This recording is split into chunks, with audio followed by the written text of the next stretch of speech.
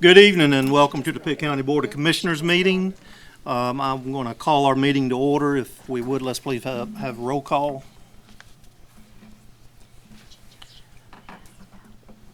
And then if you would, please stand with me, and Commissioner White is going to provide our invocation. Let us pray. Dear Lord, as we gather here tonight, we know that tomorrow is a big day. It's a very important day for our country, Election Day. We pray that the candidates that will best serve the country will win. But ultimately, dear Lord, we pray for more unity and less division. And we pray tonight that this board will have ears to listen and understand what is being said to us. Amen. Amen. Please remain standing. I'm going to invite Molly Messimer up to do our pledge for us. Introduce yourself. Good evening. I am Molly Messimer, a senior at J.H. Rose High School and currently the senior class president in the Student Government Association. Thank you for having me this evening. At this time, please join me in the Pledge of Allegiance. I pledge allegiance to the flag of the United States of America and to the republic for which it stands, one nation, under God, indivisible, with liberty and justice for all. Thank you. You may be seated. Thank you and have a good evening. Okay, I entertain a motion to approve the agenda. Second. I have a motion and a second to approve the agenda.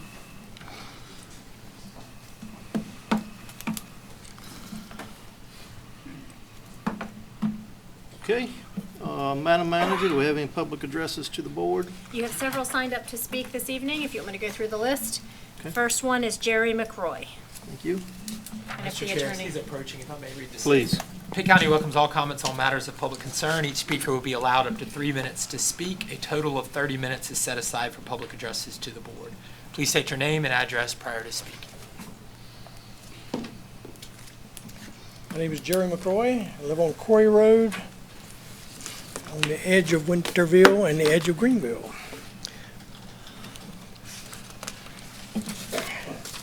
The election mentioned already by Ms. Lauren, a couple of you are finishing your tenure on this board.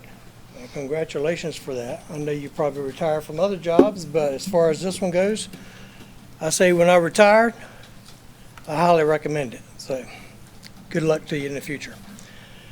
Last meeting, gun ordinance. I understand you guys went back and made some revisions to that. Sometimes making revisions to something like that is like putting lipstick on a pig. Once you look past the lipstick, it's still a pig. So I encourage you, as board members, to scrap any plans you have to change the Pitt County gun ordinances or vote no to any changes if it goes forward. Last change a couple years ago, a little bit different membership, but the board voted to change the gun ordinance and disallowed any weapons in any Pitt County facility, including concealed carry. Over the objections of many people that showed up here, sent comments, made phone calls in. So you folks, after 2 public hearings and 2 votes, because it was not unanimous, agreed to can any weapons, including concealed carry, from any public building that Pitt County owned. Even the county manager said his employees were not in favor of that because if some crazy person come in with a gun, they didn't want to be left unprotected, but it still passed. So to me, there was no consideration there for employee safety for the county employees. Again, there was lots of opposition. The people here, packed auditorium, 2 public hearings. I never heard one comment, not one, supporting that change. But the board still approved it. Even the sheriff, after the first public hearing, I was here, and she stood up and she said, you know what, I agree. We shouldn't make a change to it because if I know somebody's got a concealed carry, I know they've been vetted, I know they've been trained on their weapon, and she felt okay with that, but it was still changed. I heard a story today from a gentleman who said a round came through his house some years ago and missed him by about 6 inches. So I understand the concern. But I would suggest, do your job as commissioners, represent the people, go out, and the people who are offenders, speak to them one-on-one. If you're afraid to go by yourself, take a deputy with you. Speak to those people and say, you're about to mess up the gun ordinance for the entire county. So that's what I have to say about that. Please represent the people, the majority of the people. Thank you. Thank you, sir. Joe Miller.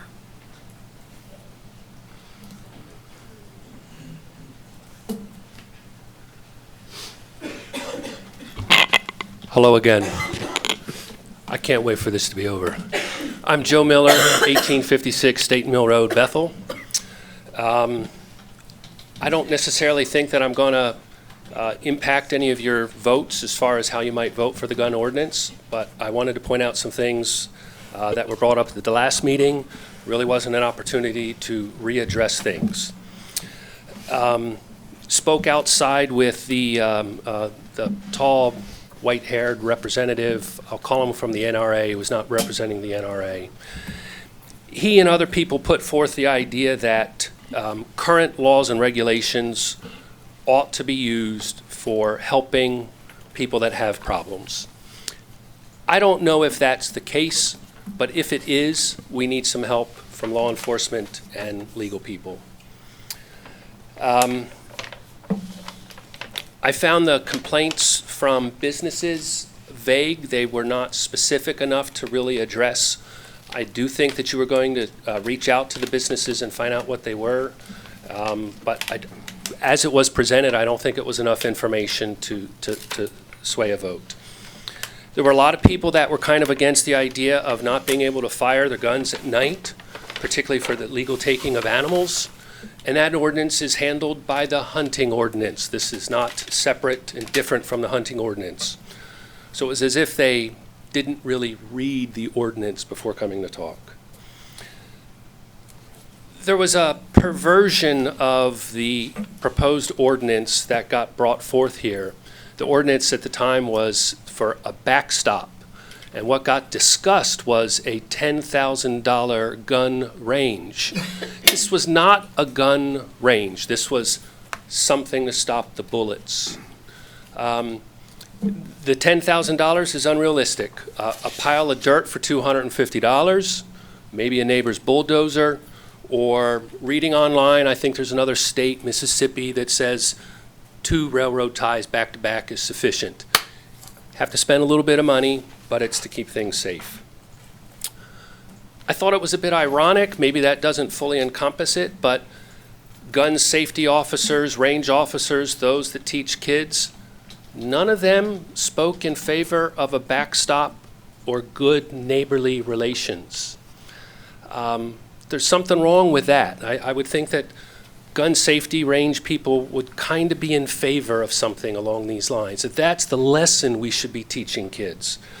For me, the first lesson with a gun was you got to be careful where it points because it might fire. And if that is towards your neighbor's land, the consequence of that bullet going that way needs to be weighed. Nobody argued against the basic tenets. Nobody wanted to be unsafe at night. Nobody wanted bullets to leave their property. And for those reasons, if you're on the fence, I think you ought to vote for the gun ordinance. Thank you. Thank you, sir. Dr. Gary Linhard. Good evening, Gary Linhart from Macclesfield, just inside the county line. Last time I was here, I talked about old shoes. You probably remember that. I'm not going to talk about shoes tonight. I'm going to talk a little bit about the jail health services and the contract that's about to come before you. And I'm going to talk in another parable. So a middle-aged individual inherits a trust, and one of the first orders of business, because they've never owned a home before, they go out and they buy a new home. And it's a great home. It's in a great neighborhood. It's got a lot of land, and it comes with a durable landscaping contract. which is sort of nice for the homeowner because they don't have to really worry about things. It just keeps it on seamless. And the contractor of record is a local group who've been doing the same work for that particular estate for several decades. As a matter of fact, they had won the Homeowners Association Awards in the past, and they were very cost effective. And matter of fact, they actually gave money back to the homeowner if the weather permitted that work to be done that year with less work put into it. So it was a really good setup for everybody. But the homeowner, after several years, started to suspect that the current contractor was making too much money because they had had the contract for so long. So the homeowner decided to have a new contract with a national entity, you know, something that they could rely on, that's got a deep bench and newer equipment, etc. So a new contract was signed, and before the ink was dry, the new contractor let the homeowner know that they were pretty good at hedges and weeding beds and sweeping drives, but weren't all that good at grass, at lawn care, because they couldn't quite get the talent they wanted at times. But if they didn't do what they promised they were going to do, they'd just give money back to the homeowner. And amazingly, the homeowner said, well, okay, I can live with that. So week after week went by, and month after month went by, and year after year went by, and the neighbors noticed that the estate was not kept up nearly what it was in times past. But the homeowner sort of shrugged it off and said, well, I like these guys, and I'm going to keep them. And over about a 3-year period, the cost of that service went up 44% over 3 years. And the homeowner sort of shrugged and said, well, you know, it's trust money, so what? And then the insult to injury came when the new contractor of a national presence demanded a 22% increase for the following year, or they were just going to cut and run. After 90 days, they were just going to be out. So I think you know the rest of the story. Or maybe you don't. There's another chapter here, and it's either chapter 7 or chapter 11, not quite sure, but the news suggests that that new contractor is about to declare bankruptcy. And so an example of that is there was a judgment against that contractor recently for over $1 million, and they were given 2 deadlines to pay that judgment up, and they failed to do that on both occasions. So not sure where the court's going to leave all that. So I'm going to leave you with an old saying. Nobody really knows the origin of it, but I think it rings true in this situation. In the land of the blind, a one-eyed man is king. I want you to think about that. I appreciate your time. Thank you, sir. Linda Robinson.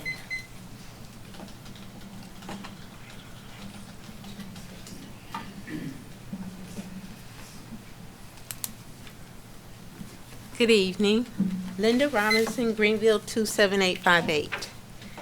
On behalf of the 1,202 petition signatures of citizens requesting acknowledgement be granted to Sheriff Paula Dance for her outstanding accomplishments during the past 5 years, plus services to Pitt County. During the last 6 months, I have attended every meeting. And during that meeting, Vice Chair Nunley would say she's at the maximum amount for the market. I really didn't understand what that meant, so I continued to pursue. I had the opportunity to have a meeting with Madam Manager Janice Gallagher, and she explained to me what that meant. It meant that the sheriff was at a rate that was a fixed salary. However, during that meeting, we also were able to find out, because she shared a copy of 94 counties out of our 100, and of those 94 counties, 75 of them have a salary range. With the salary range, Sheriff Dance can be allotted a raise. With the fixed salary, she cannot, because we understand if someone with no experience was hired, they would have to be paid at the same amount that she was currently making. So we have a solution to the problem that we've been at a standstill for the last 6 months. And I am hoping that you have an ear to hear and will be willing to consider giving Sheriff Dance a raise. We had the opportunity, our county manager checked with Florida Hardy, the assistant manager and human resource officer, and we found out that it can be done. The committee can vote on this, and you can consider a grade 88 range, which I left, you have a copy of my notes because I know I will not be able to cover everything in 3 minutes, but I'm going to do my best. And what I leave out, you have the opportunity to look over. But now that we know that that's a possibility, we had asked for 25% increase, which was 5% for each year that she had not been awarded a raise. We're willing to look at 16.5%, which would be 3.3% for each year. And we're asking, because we also found out that she could be granted a bonus for her outstanding accomplishments. So we're asking for a $20,000 one-time bonus be awarded to her for all the outstanding work that she has done. During the October 21st meeting, County Manager Janice Gallagher acknowledged that Sheriff Dance had been awarded the Medal of Honor by the Lifetime Achievement Medal by the President of the United States. The board response was as if she had said nothing. This is an acknowledgement by the United States President. It does bear paying attention to. But if you will take the time, I've come for the last 6 months and you've listened to me. I'm asking you now to hear me. And since I couldn't complete it, you have the information in front of you. Would you please not just listen, but hear me and consider this opportunity? Thank you, ma'am. Dr. Mark Servey.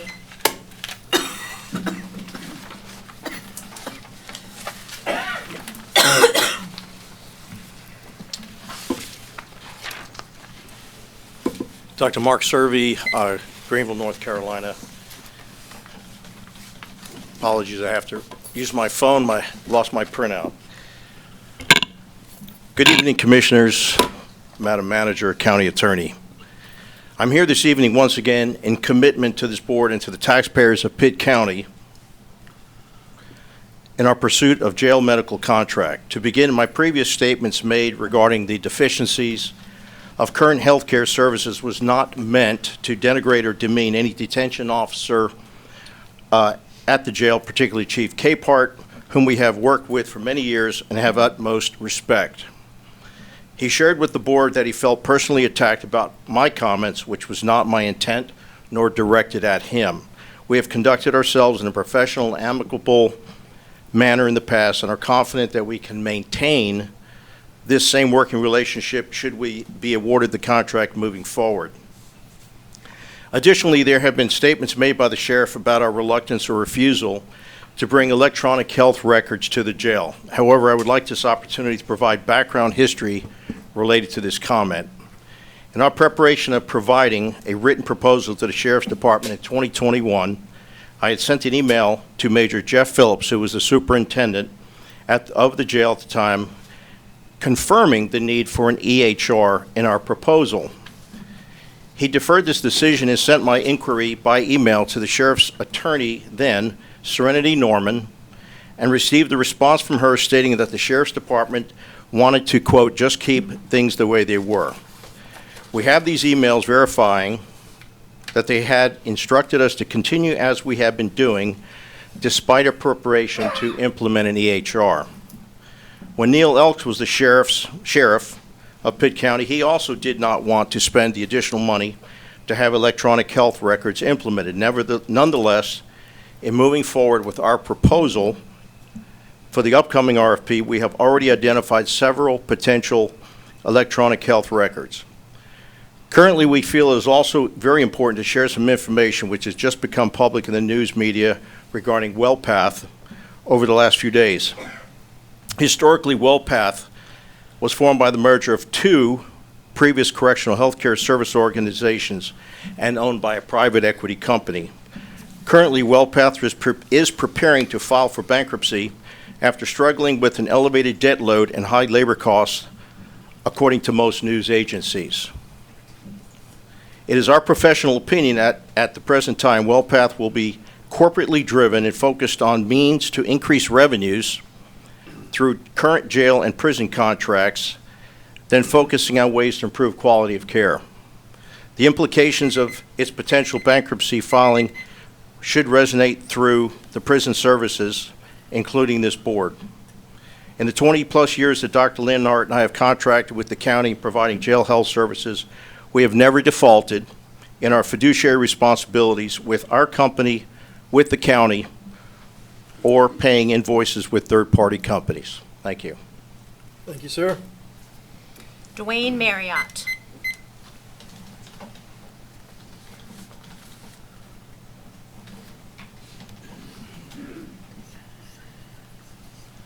My name is Dwayne Marriott. I live at 109 Squire Drive, Winterville. And please bear with me. I lost my voice this morning and I'm trying to get through it. I'm not going to rehash the meeting from 2 weeks ago. Everybody's heard it. I've heard for and against. I've heard the reasons for and against. I'm still kind of wondering why it's before this board. I've heard about the bullets coming through the house. The biggest complaint I heard last week was a noise complaint, that the fellow was coming home at 3 o'clock in the morning, shooting his gun, waking everybody up. Why is that not a noise issue?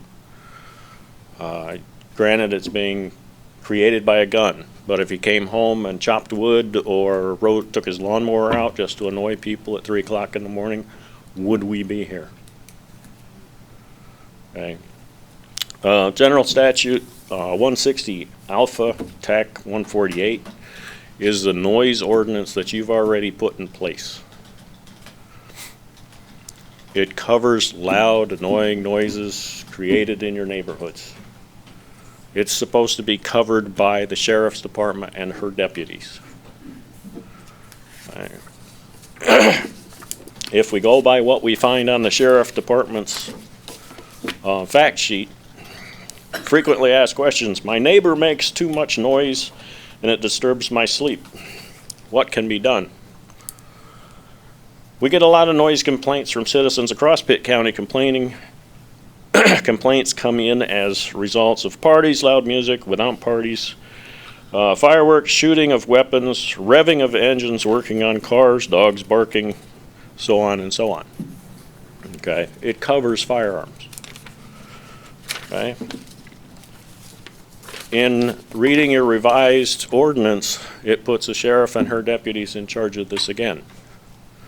If she's not already enforcing the laws that are here, what makes you think she's going to enforce the new ordinance? Now, an alternative to the ordinance would be to remove the sheriff from office, which takes the county attorney and 5 electors. Now, especially after hearing the last speaker about the sheriff, I don't necessarily want to go this way. But why did it come in front of you for a noise complaint? As far as proper training, if you want to come watch how we train at my farm, you're more than welcome to come out. We teach every youth that comes out there, a firearm is loaded till proven otherwise. We make sure they understand, they know what's in front of their target, what's behind their target. I have berms on my property. I'd like you to consider, when this comes up, to say no. You're not addressing the people who are breaking the already in place laws or the ones that will continue to break the laws you create. Thank you for your time. Thank you, sir. Dean James.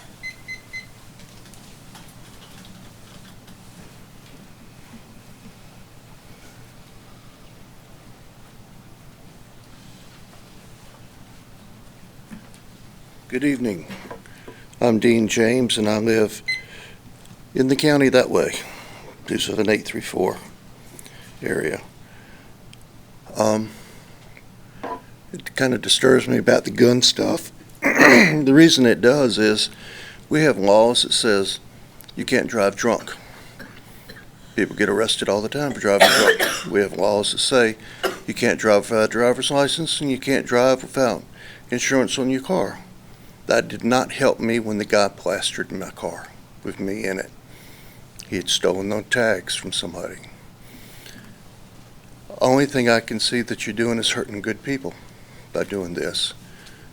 I guarantee you, you pass this law, people gonna shoot guns at night. People gonna shoot guns inside of houses. People gonna shoot guns through walls. It's not going to be the answer. The answer is law enforcement doing their thing. But this isn't the answer. What you're going to do is you're going to stop me from teaching the children in my neighborhood. I got 4.5 acres of woods and a berm in the back. I'm teaching them gun safety. You're going to stop me from doing that. One of these kids going to find a gun on the playground. If they're not taught not to touch it, they're going to pick it up and somebody's going to get shot. Just, I'd like you to think about this. The more gun laws you got in an area, the more you restrict the people in the area, the more the crime goes up. But it's not going to stop it. No other laws stop people from breaking into houses. No laws stop people from killing people. It just stops the good people. But the people that are going to break the laws are going to break the laws. They don't care. Please keep this in mind. Thank you. Thank you, sir. Sean Sorantino.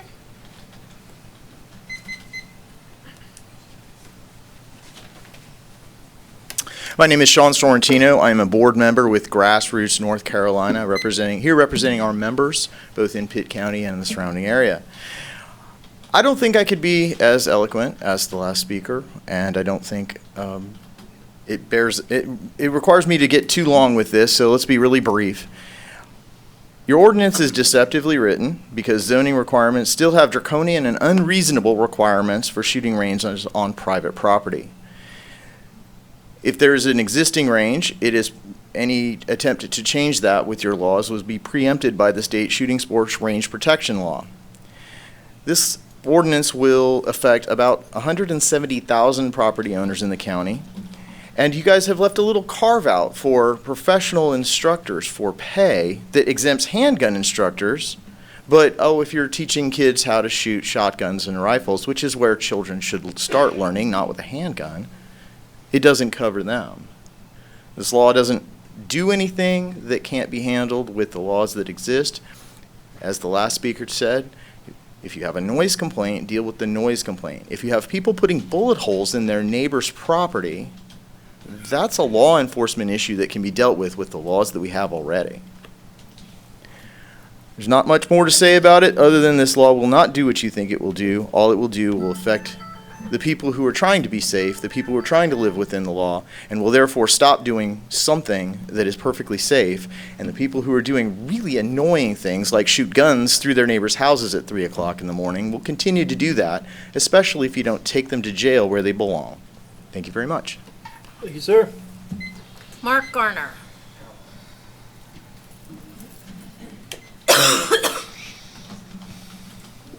Good evening. My name is Mark Garner. I have a Greenville address, but it's actually somewhere between Simpson and Grompton, so it's way out in the country. Not as far out as it used to be, though, even though the mileage hasn't changed from the courthouse. My comments are relative to my strong disagreement with Section 5, Paragraph 9A of the proposed residential discharge of firearms ordinance. The proposed ordinance impacts much more than residential properties as implied by its title.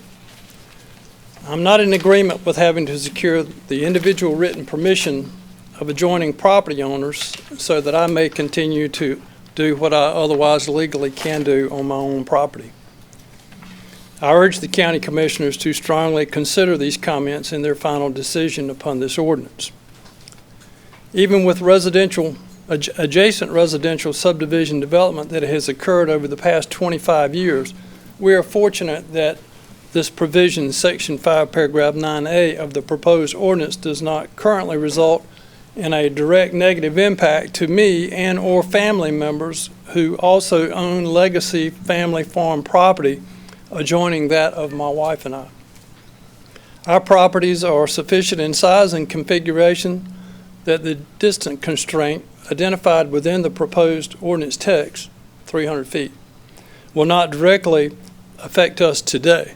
However, others may not be as fortunate due to property configuration and or adjoining development that has occurred during their time of ownership of their own property.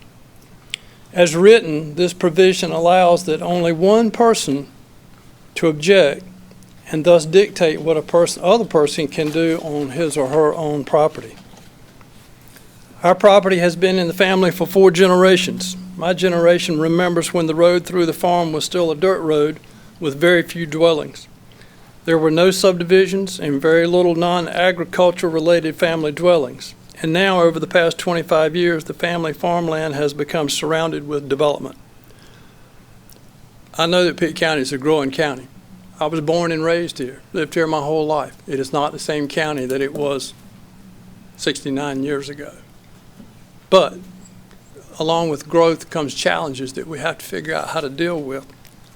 This provision causes me to be reminded that individuals may make conscious choice to build or buy in rural areas, whether in a subdivision or a single lot site, but perhaps without full thought as to the nature of the area into which they are choosing to locate, including impacts of various agricultural activities as well as sporting or leisure activities that may accompany the traditional rural homestead lifestyle. I believe that the idea of this ordinance and the section that I've quoted in particular may be well intended.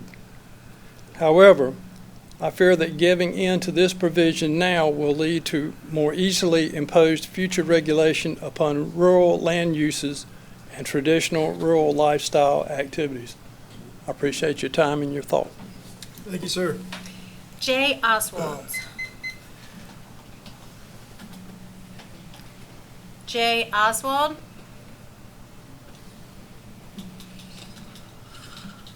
Marcus Carrichin. Marcus Carrichin. That's all that we have signed up to speak. Okay, thank you, Madam Manager. We will move on with presentations. I'll turn that back over to you for My Future NC. Yes, I'd like to invite Angie Jenkins from My Future NC to come to the podium. Angie Jenkins connected with Commissioner McLawhorn and I at the Better Skills, Better Jobs Fair, and at that time Commissioner McLawhorn asked if she would come and speak to the board for a few minutes to let the board understand what My Future NC does. So I'll turn it to Angie Jenkins. Thank you and good evening to everyone. I'll pull my presentation up here.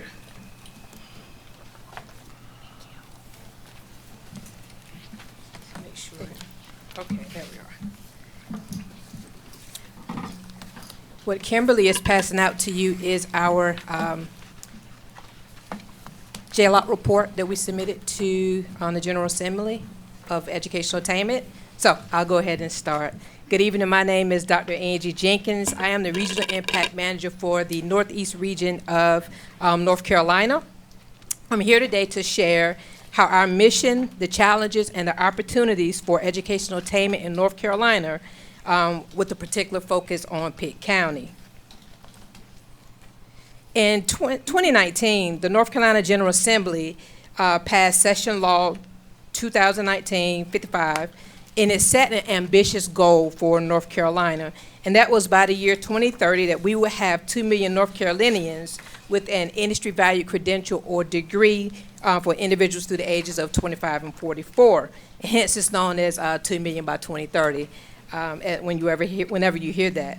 But achieving this goal is critical for North Carolina for keeping North Carolina economically competitive and enhancing the quality of life for our citizens. So My Future NC is guided by a cross-sector board of directors, and the names are listed there. You can see it is a cross-sector bipartisan group of directors, and also we have what we'll call advisory board of commissioners that represent over 36 counties in the state. Our organization brings together leaders that are from multiple sectors: education, government, philanthropy, and business. So herein lies our challenge. As we view this graphic that's before you, we are trekking towards the 2 million goal today. We are going in an upward trend. However, we are about 24,000 short of that goal at this time. And so we continue on this trajectory. By 2029, we will be at about a little bit over 110,000 short of meeting the state's goal of 2 million by 2030. And so when you look at North Carolina, we have one of the strongest educational systems and workforce systems. So we are one of the most robust in the nation.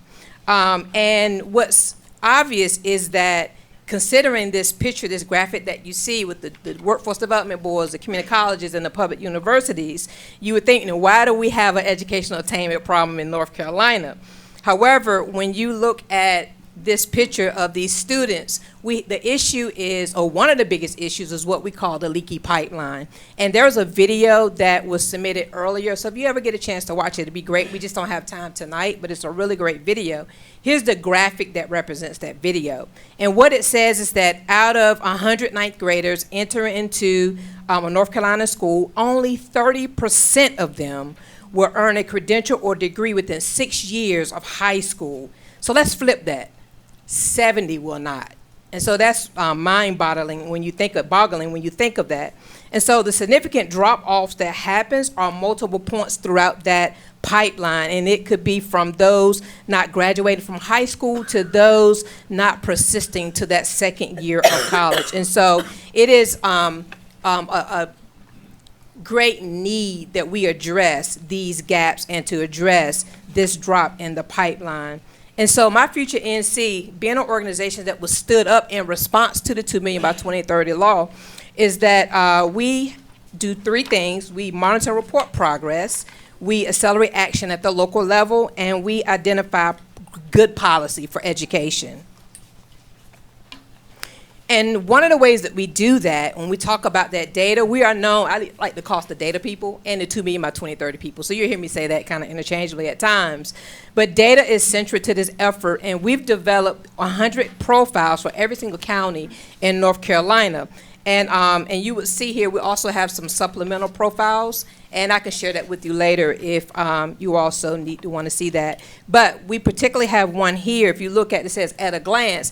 This is Pitt County's profile, and you should have that in your materials that I sent over earlier. And I want to encourage you, if you get the time, just kind of look through that data and find some data points that you could potentially drive conversation and also potentially drive strategic planning, and which multiple counties actually do that.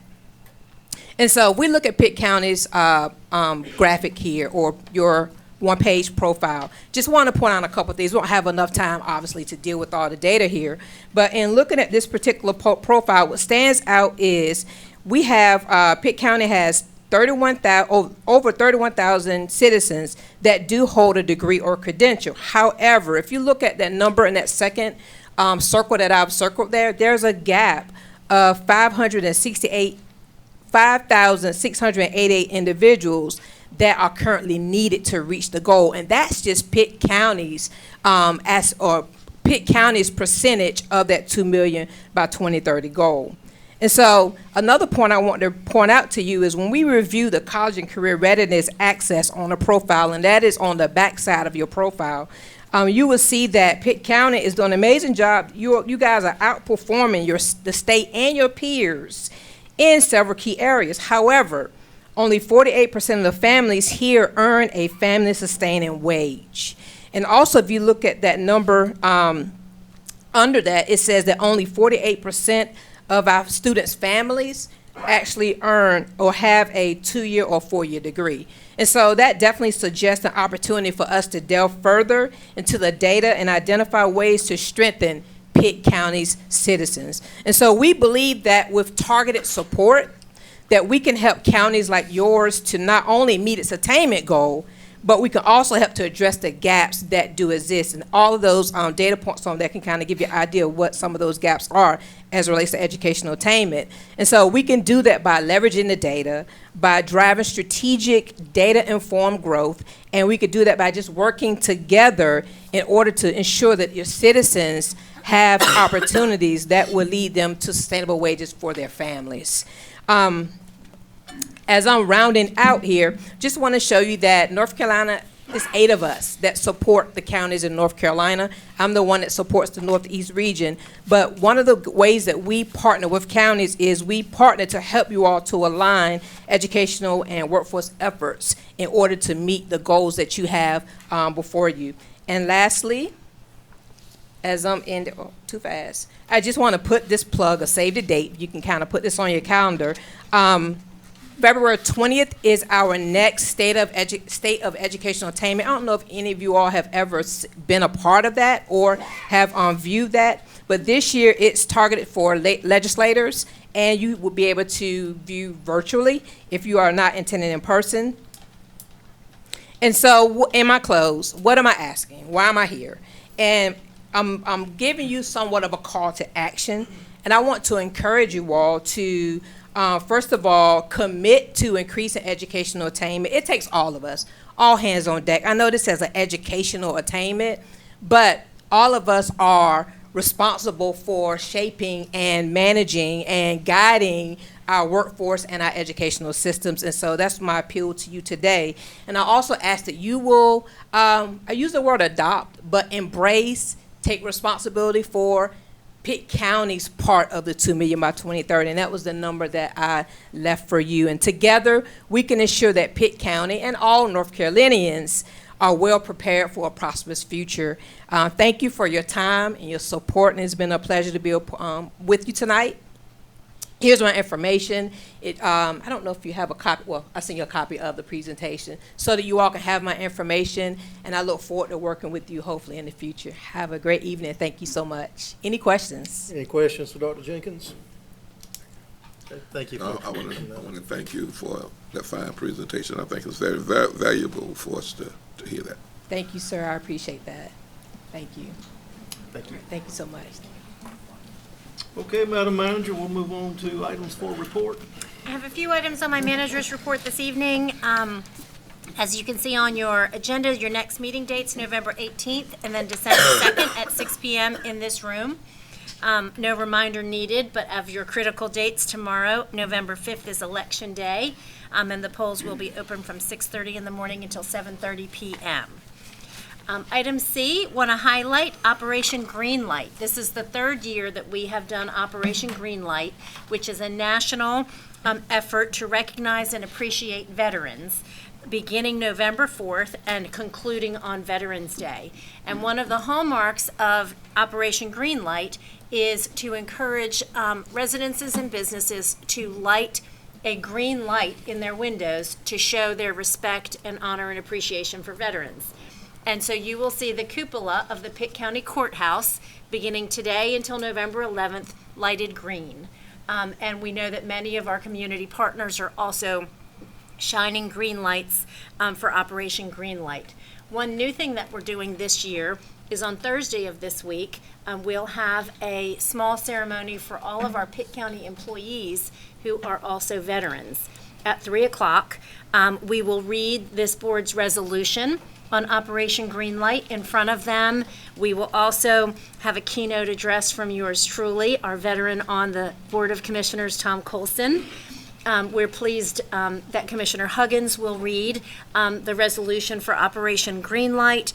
All of you are welcome to attend as we give certificates of appreciation to all of our employees who have served in the armed forces, and also give them a commemorative gift from the county.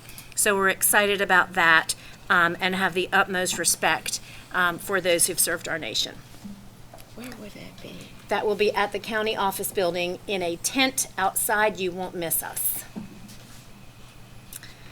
All right, item E is a community flood resilience listening session. And this is just to remind the board that on November 14th from 5 o'clock to 7 o'clock at the Ag Center, staff from the NC State University Coastal Dynamics Design Lab and the Pitt County Planning Department, led by Jonas Hill, are hosting a public engagement event, again at the Ag Center, November 14th from 5 to 7 p.m.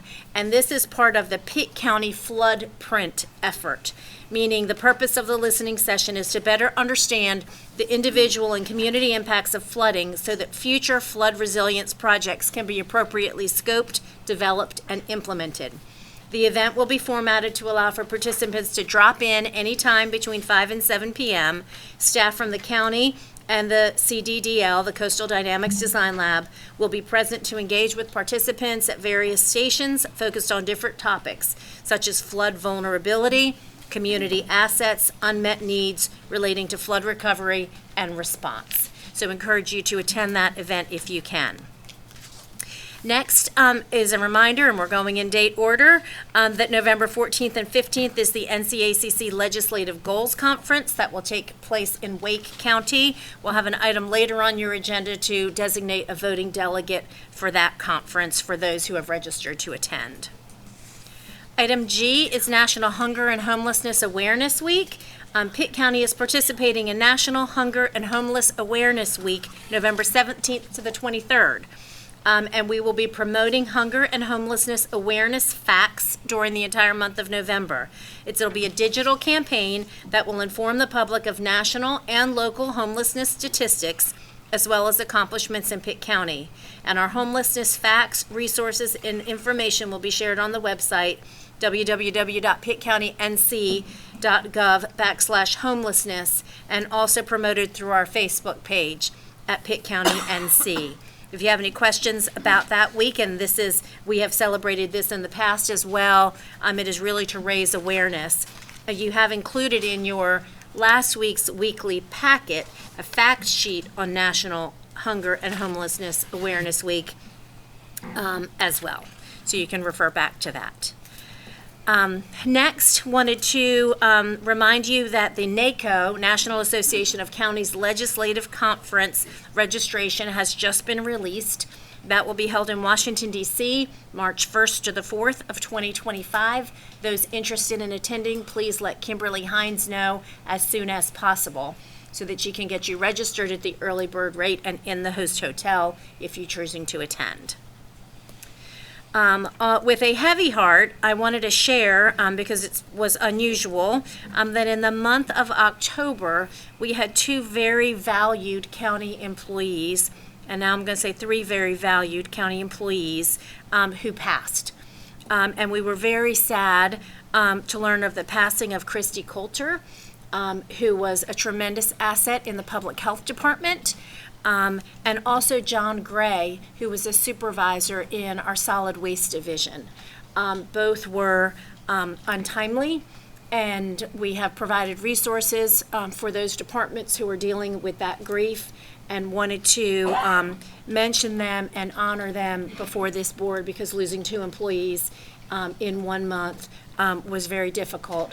And then after the printing of this agenda, we also learned of the passing of Deputy Drifter.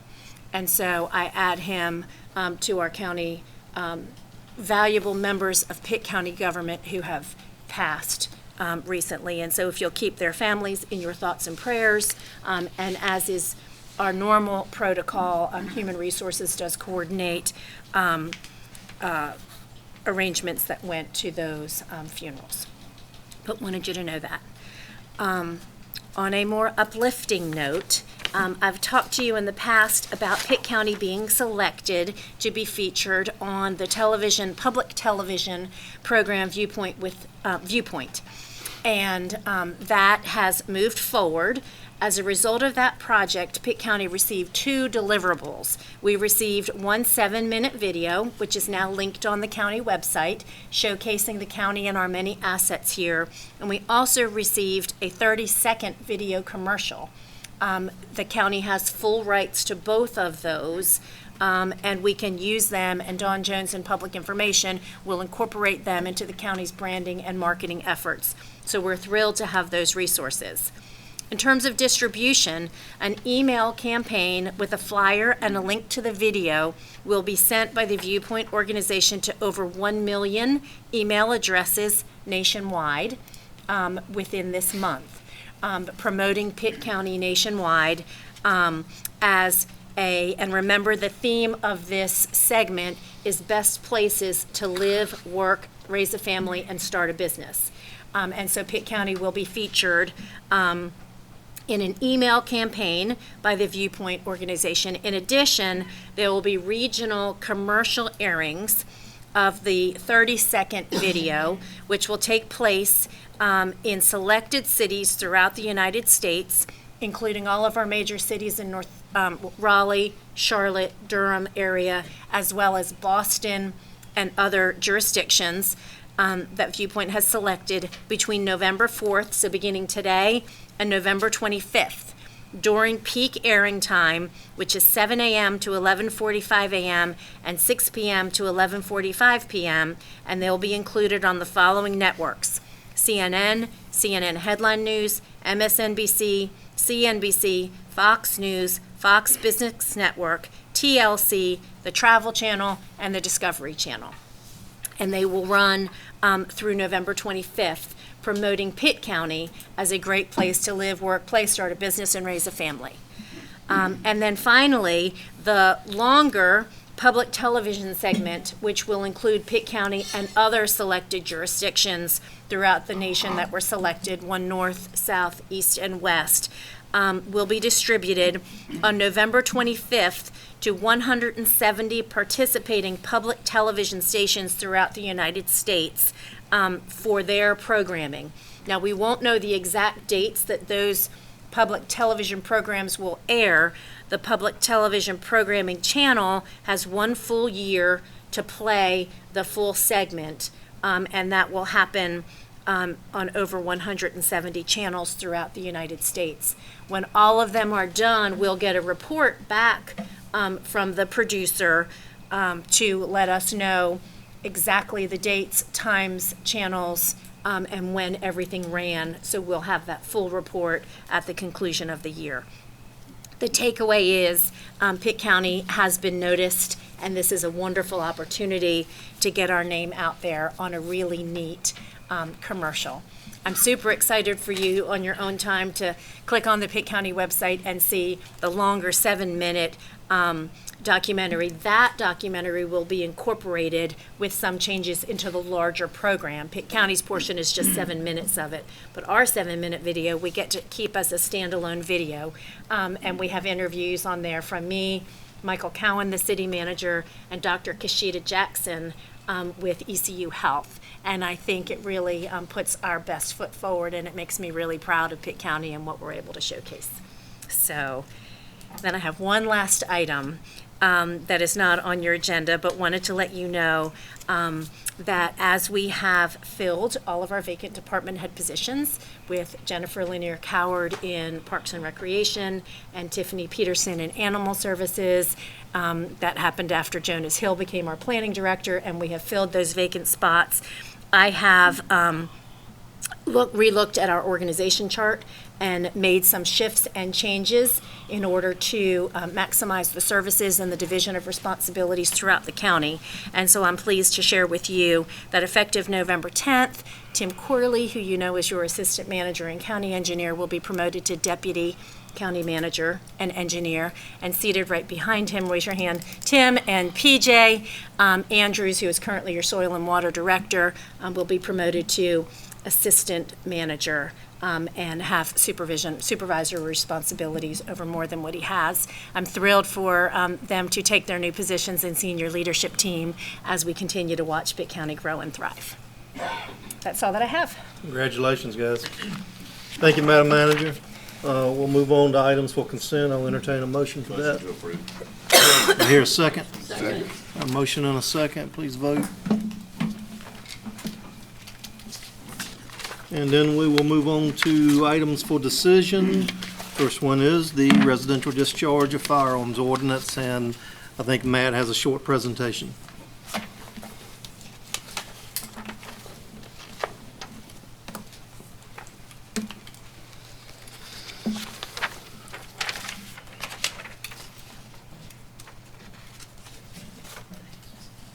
Thank you, Mr. Chair, Commissioners. Madam Manager asked me to briefly overview Ordinance number 8, which is the residential discharge of firearms.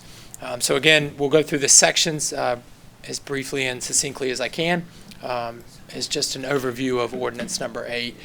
Our ordinance starts with whereas provisions, which are background or intent provisions.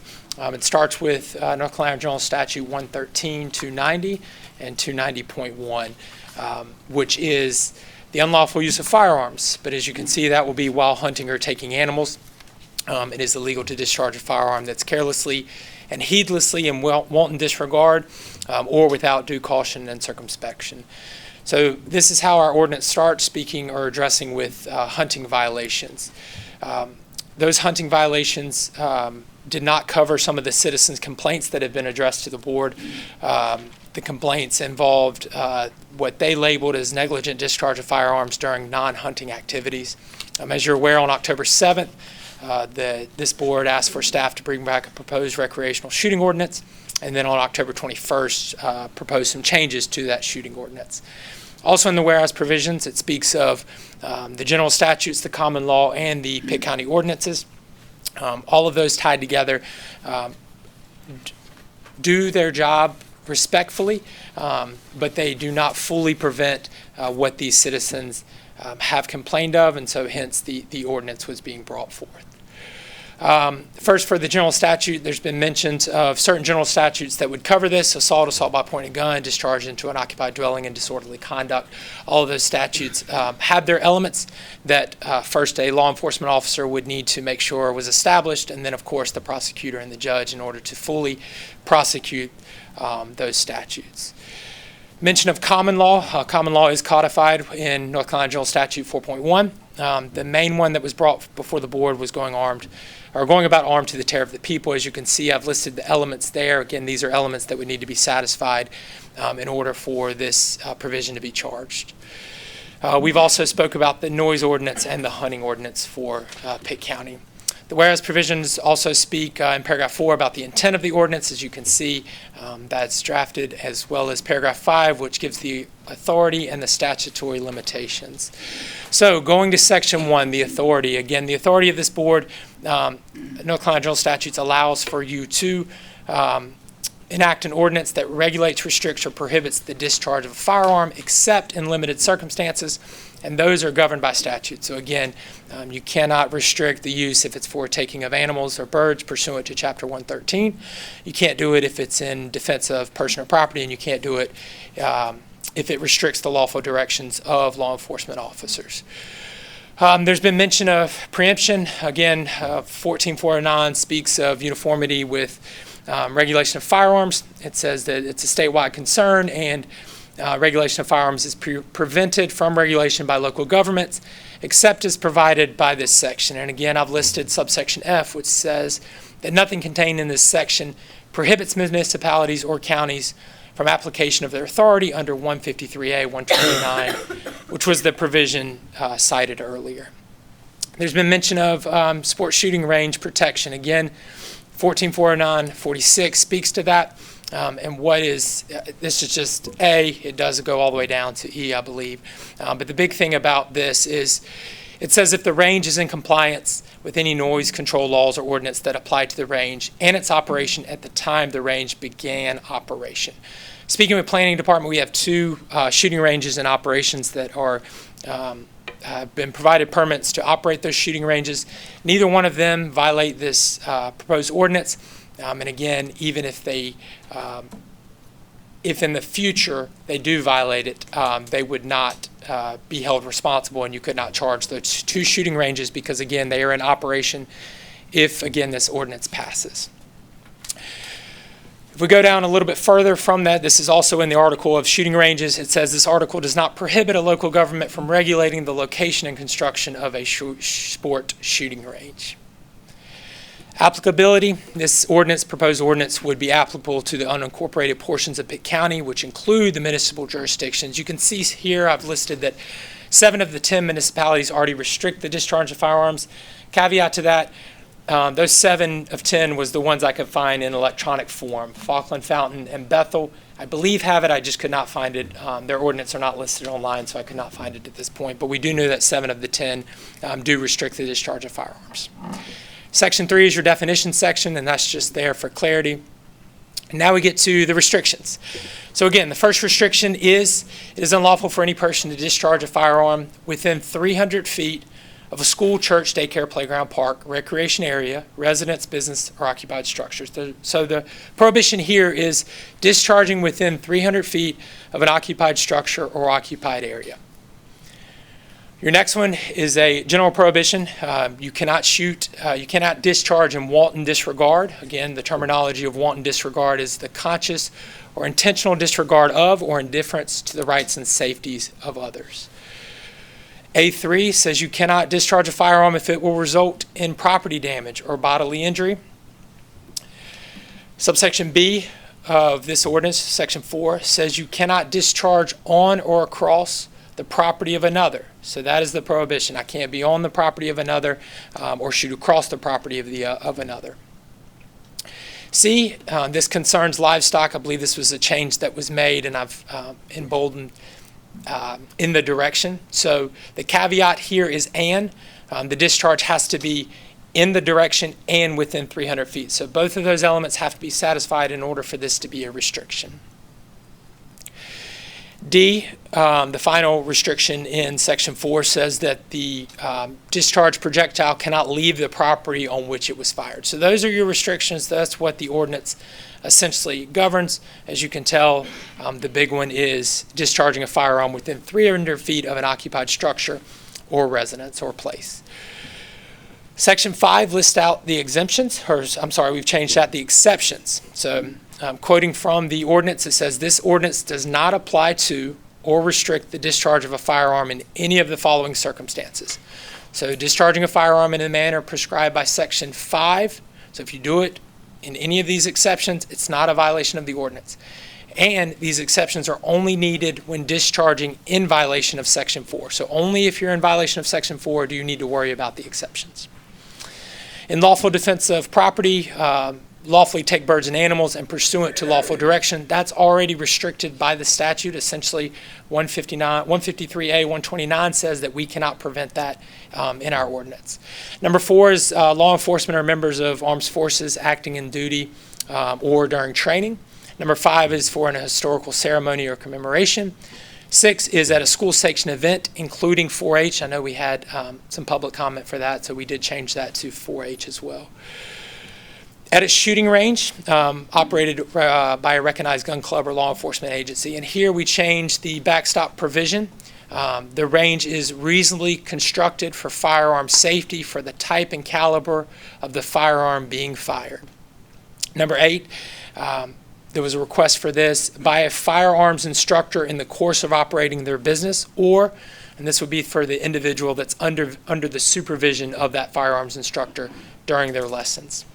Number 9, shooting on your own property. So this would be you're shooting on your own property, you're within 300 feet, but you get the written permission of your neighbor, and you're doing it in a safe manner, and you're doing it for a backstop that is reasonably constructed for the firearm safety for the type and caliber of the firearm being fired. Person discharging a firearm for the purpose of killing shooting or killing a dangerous animal. Again, you have, say, a water moccasin. You're within 300 feet. Of course, you can shoot that animal and discharge a firearm.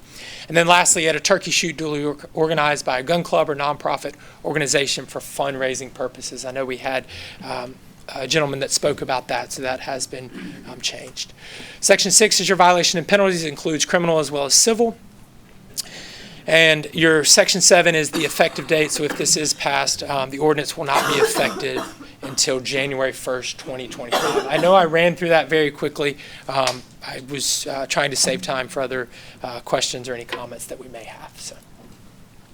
Any commissioner questions for Matt? Mr. Colson? I don't really have questions for that, but I do have some statements. So maybe I ought to wait till after. Commissioner Nunley? Matt, just to drill down on this, and I think after the last meeting, it was pretty, at least from my perspective, what we wanted to accomplish with the changes was to address the concern about the ordinance unintentionally touching otherwise lawfully abiding citizens that would potentially be in violation of their Second Amendment rights to bear arms and to practice those arms. And so we tailor it more narrowly to make sure that we're not having unintended consequences. And in my view, the intent is to restrict the unreasonable act, what if we were to pass it, the activity of firing a firearm within 300 feet of a residence where you don't otherwise have permission to do so or not otherwise legally authorized to do so. So we're really talking about a severely, narrowly tailored circumstance where you have someone using a firearm within close proximity to a residence. And that's what this is really about. And that's what the intent to address this is about. And we're not trying to touch any other property owner's right to skeet shoot on their property, to, outside of the 300 feet, to otherwise use their firearms as they see fit.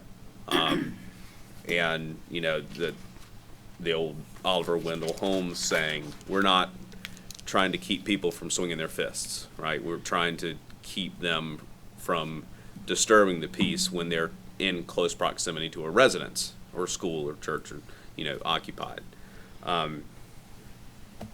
Does that do this? Can you foresee a hypothetical where that our intent, and I know, ask an attorney a hypothetical, but this is real. I mean, we really received public comment because there were circumstances under the last draft where we thought maybe there were some unintended consequences. The intent to bring it back is to narrow it down and drill it down. So we're really only talking about the situations that we're trying to keep from happening in the county and to empower law enforcement to restrain that type of behavior from occurring that disturbs the peace. In your opinion, does this do it? Sure. So as you're aware, trying to answer a hypothetical Sure. is impossible Sure. for these scenarios because we never know what a factual situation will occur. Sure. I think that staff, as well as suggestions from the board, have tried to make this where it's within, the sole restriction is within 300 feet of an occupied dwelling or structure. But that, not saying that won't infringe on Right. individuals, but this is what we've been asked to do and what we've narrowly tailored it to do. So we're saying that person's nose is 300 feet from their property. Your right to shoot your firearm stops at 300 feet. Correct. The distance- Uncircumcised, right? So uncircumscribed. So like if you are within that 300 feet, we are going to restrict that activity. But unless it falls within the exceptions. Right? Correct. Right. Yep. Yeah. Okay. Thank you. Okay. Any other questions, Commissioner McGlone? Thank you. Mr. Chair, you mentioned, Mac, there was 7 of 10 municipalities that have this.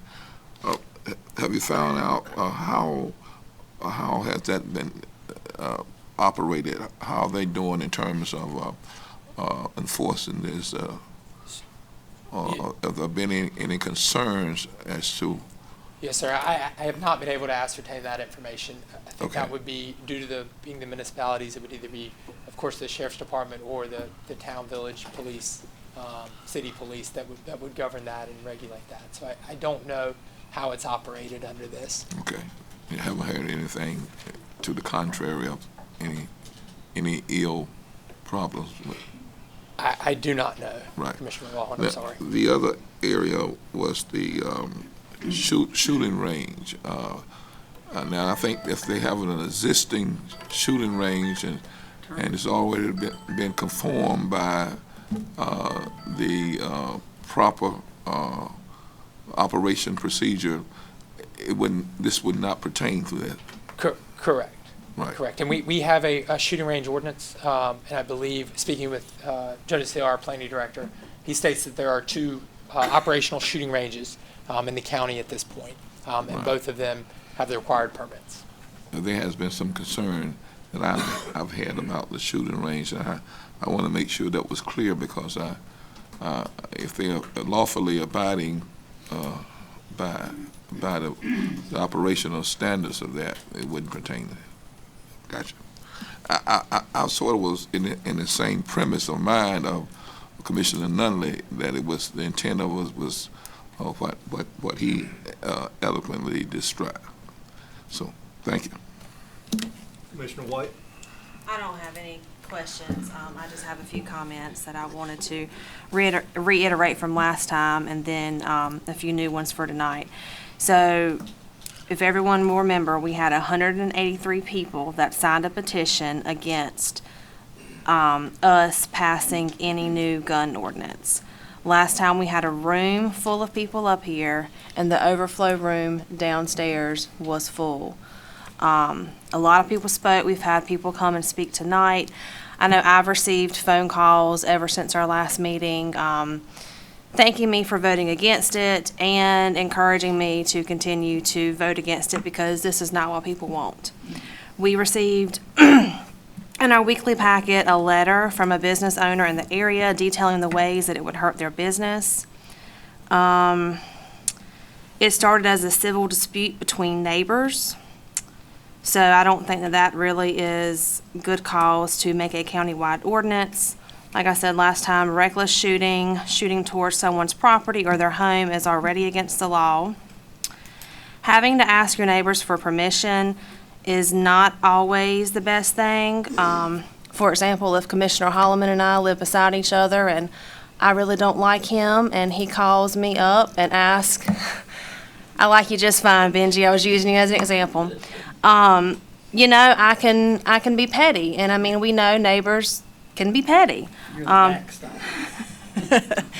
mean, you know, people are human, people have a tendency to be petty, and I don't think that anybody that owns their own property should have to ask neighbors for permission, as long as, I mean, they're not reckless shooting or shooting towards their house or property, and like I said, that's already against the law. I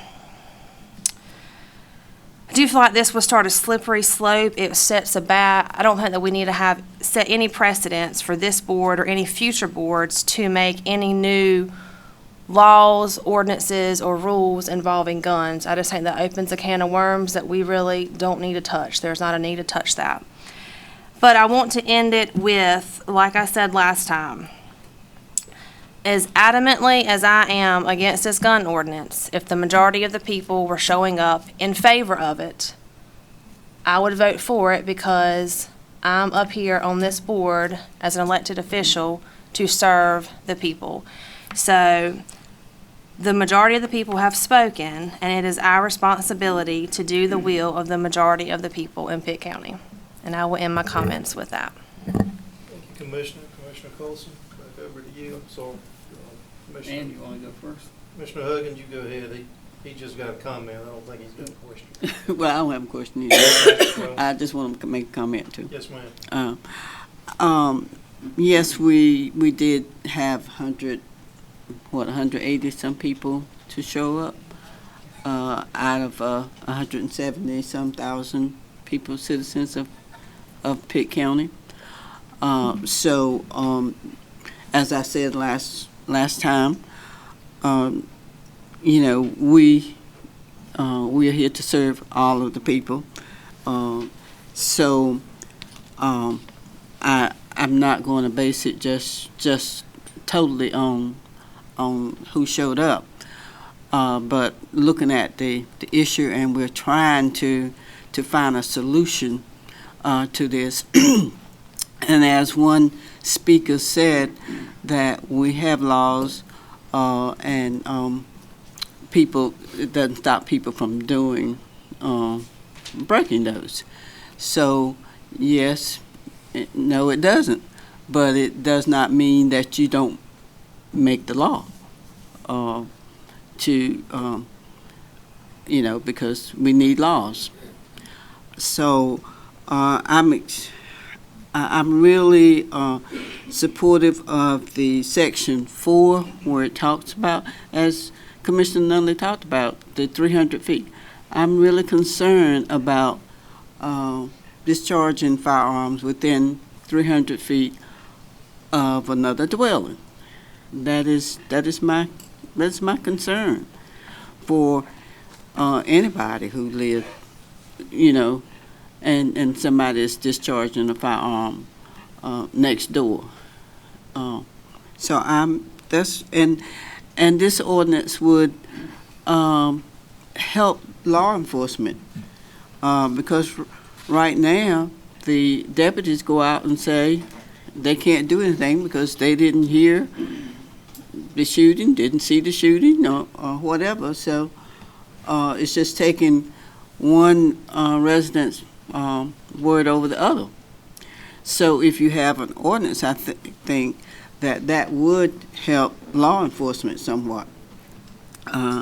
So that's where I am on this. Thank you. Commissioner Colson? Okay, as most everybody knows, I was one of the principals that pushed this forward. I thought at the time was the best thing to do. I still think that there's nothing in this that threatens the Second Amendment. I'm an NRA life member. When I was 10 years old, I learned how to use a firearm. My dad taught me on 22, and I own firearms now. I am not an avid shooter, but I do shoot for keeping the skill level that you have to have. So just a little bit about the ordinance. Where'd the 300 feet come from? Well, it came from the hunting ordinance. We did not know when we met as a committee, well, gee, how far should it be? And so we picked up the 300 feet from the hunting ordinance.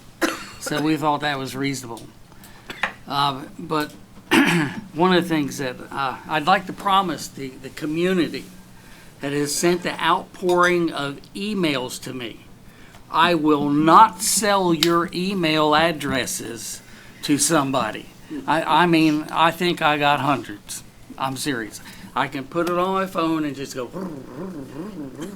because I've sorted just for the Ordinance 4. I mean, 8, excuse me. And it just went further and further and further.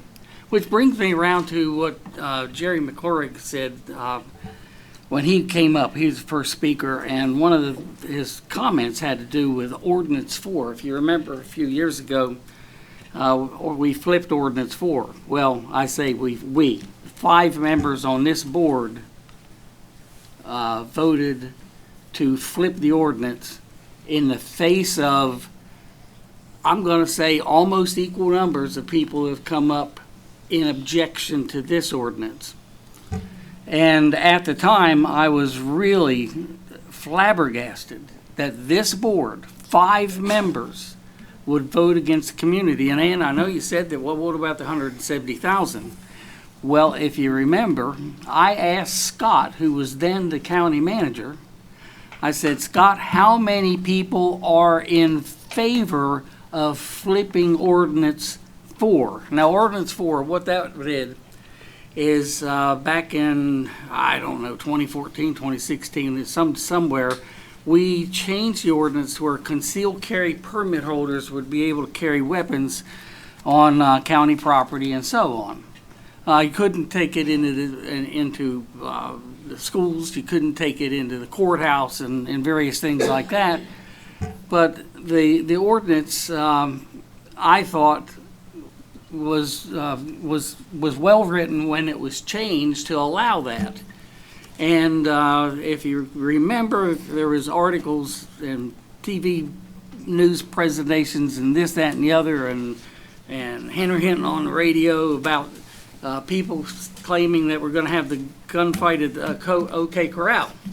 So I also asked Scott Elliott at that meeting, I said, well, Scott, how many times have there been infringements of people using, I'm going to say, Ordinance 4 with concealed carry? How many people have created an issue, broken a law, created a threat, used it inappropriately or whatever? And the answer was 0. And if you also remember history, and I'm dragging up history, I had made the comment, and this is a true comment, that a concealed carry permit holder, of which I'm one, that's assuming Sheriff, I went and got my renewal today. It depends on what Sheriff Dance allows me to get it renewed. But in any case, a concealed carry permit holder is more favorable, and I should say, is more safe than the police themselves. It is more likely, 5 times more likely, that a police officer or somebody in law enforcement will commit a crime before a concealed permit holder. The safest people in the entire county. And I also remember Jerry telling me about Sheriff Dance's comment at the time about that she'd rather be in something to the effect, I'm paraphrasing it, she'd rather be in a room full of concealed carry permit holders because she knows she'd be safe, you know. Anyway, having said all that,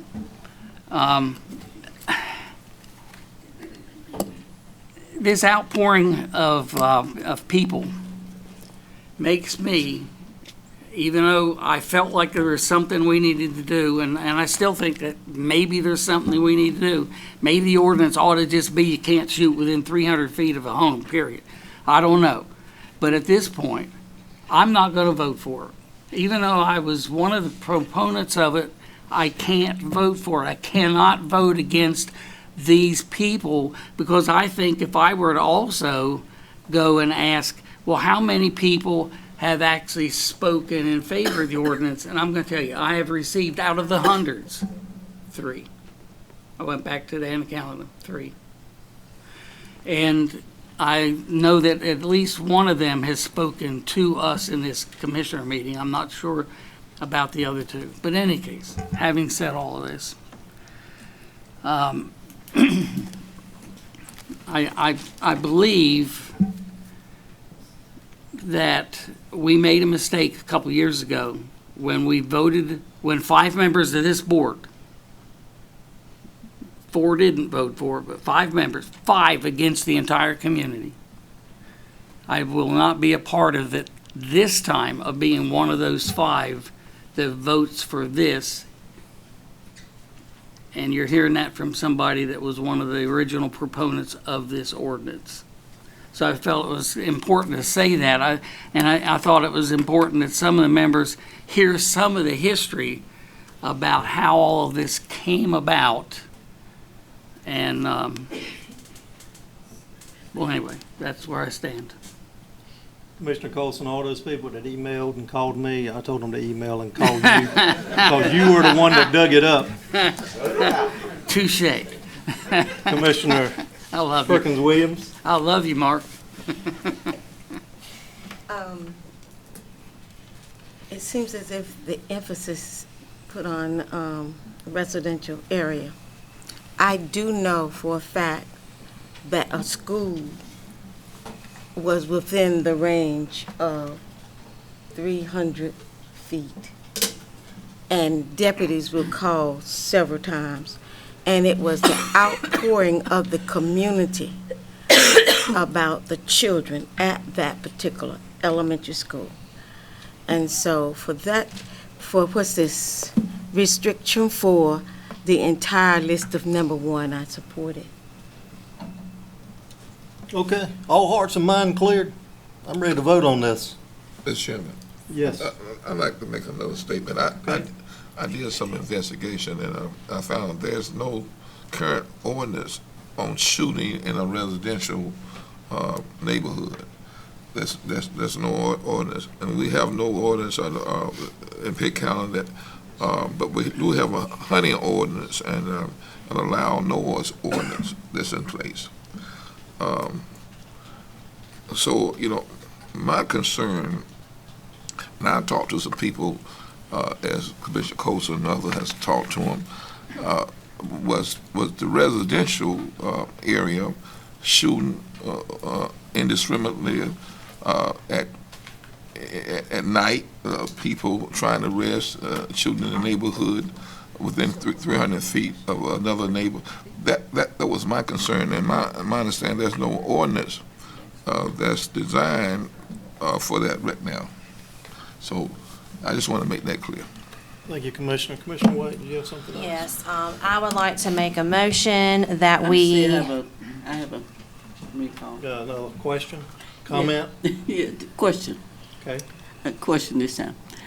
Okay, since Commissioner Colson said something that I want to raise, rather than all of what we have in this ordinance, if we tailed it down to just 300 feet, cannot discharge a firearm within 300 feet of a dwelling. Well, I mean, that's in there. I mean, That's the meat of it for the most part. Yeah, but if you took out all of the other stuff and just had one simple, the ordinance just said that you cannot discharge a firearm within 300 feet of a dwelling. It's not going to change how I'm going to vote. I can't speak for anybody else. Dwelling, what about the schools and churches? Well, a dwelling would be a school, churches, whatever. Well, I mean, I just brought that up for simplicity's sake. But I don't think that we should vote on that now, and I'll tell you why I am. Because I would like then to have the members of the community to see if they even thought that was too much of a restriction. And so therefore, for us to just make a change on the fly here, it's not going to change my vote either. I can't vote for that. Commissioner I'm White. sorry.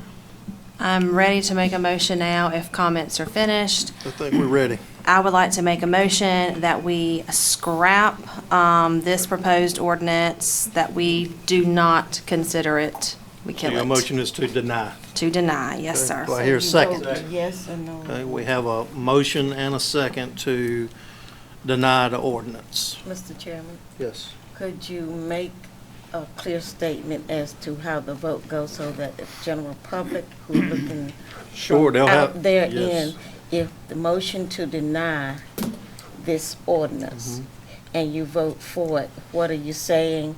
And if you vote no, what are you saying? I just want the public to know. Okay, well, I think it's pretty clear. If you're either voting for the ordinance or against it, the motion was to deny the ordinance. So this vote is to deny the ordinance, to kill it. Everybody understand So that? if you vote one, yes, that means you're denying it. Correct. Vote two, that means no, you're not denying it. Okay. That is correct. So are we ready to vote? Okay, we have a motion and a second. Let's please vote. I have a substitute motion, Mr. Chair. Already voted. I didn't. Mine Let's is- vote. Wait, I haven't matched anything in my name. So this is a motion to deny. This is a motion to deny. Okay. The ordinance. I haven't matched anything in, Just vote yes, Sam. huh? Just vote yes. No, her point is that she said she didn't push anything. but- I haven't She didn't vote and it's Whatever got, you pushed last is what will reflect on there. You can change your vote 100 times on there before it's revealed. So just press your intent to vote. And we'll clear it. Is that? No, I think you just press your intent to vote because you can change it until it's shown. And then if it is not what you intended, notify the clerk and we'll clear it and do it again. Okay. So we got one more vote with Mayor. Commissioner Perkins Williams, and then we'll make sure everybody voted the way they wanted to vote. Okay, I guess I find myself voting two. Mr. Chair, seeing as how the motion carries, I make a motion to approve Ordinance 8 with the following modification, that subsections, Section 4A, subsection 2, subsection 3 are stricken. Subsection B, C, and D are stricken, and all that remains, the restriction is within 300 feet of a school, church, daycare, playground, park, recreation area, residence, business, occupied structure, and all else remains the same. I'll make a motion for that approval. Second. Got a motion and a second. Does everybody understand the motion? If not, I'm going to have him repeat it again. Does that I want to make, No, exceptions remain the same. We're just talking about Section 4 modification. so you're saying that it's, oh, So we're tailoring it strictly for the discharge of a firearm within 300 feet of a school, church, daycare, playground, park, recreation area, residence, business, occupied structure. We're saying that that's unreasonable, and we want to do something about it. Okay.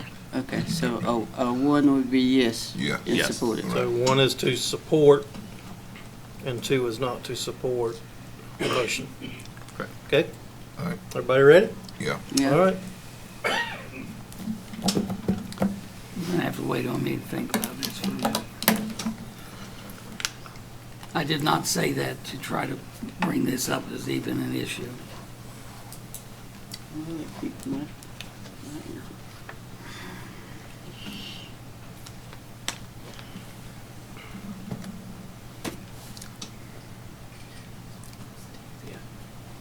Carries. Okay. Carries. Okay, we'll move on to number 2 on the items for decision, the jail medical contract. I do have one Okay. question. Since this was an ordinance, it will have to have a second reading at our next meeting, correct? That's correct. Okay, we'll move on to jail medical contract. Madam Manager, anything you need to say on that, or we want to bring the sheriff up? Sheriff is here on that, and comments are the entire proposed RFP begins on page 17 of your agenda. I'm sorry, no, 17 is your ordinance. Begins on page 22 of your agenda packet. The RFP was prepared by the Sheriff's Office, does not incorporate the suggested revisions. The Board of Commissioners may approve the RFP as prepared or provide further direction. Okay, Sheriff Dance, do you have anything to say on this? She is here. I'm sorry, I didn't hear what you said. We were going to discuss the jail medical contract. I didn't know if you had any comments you wanted Okay, I to. thought this was an item for decision. I wasn't prepared for a discussion. Okay. I thought it was an item for decision. It is. It is. It is. Yeah, but you're more than welcome to say anything you want. I said you're more than welcome to say anything you want, though. Well, thank you for giving me the opportunity to speak. We have prepared the RFP. We've gone back and changed a few things that the county attorney had made a suggestion on dropping, I believe it was being in 3 jails to just being in 1 jail to have that experience. I believe that's what we changed it to.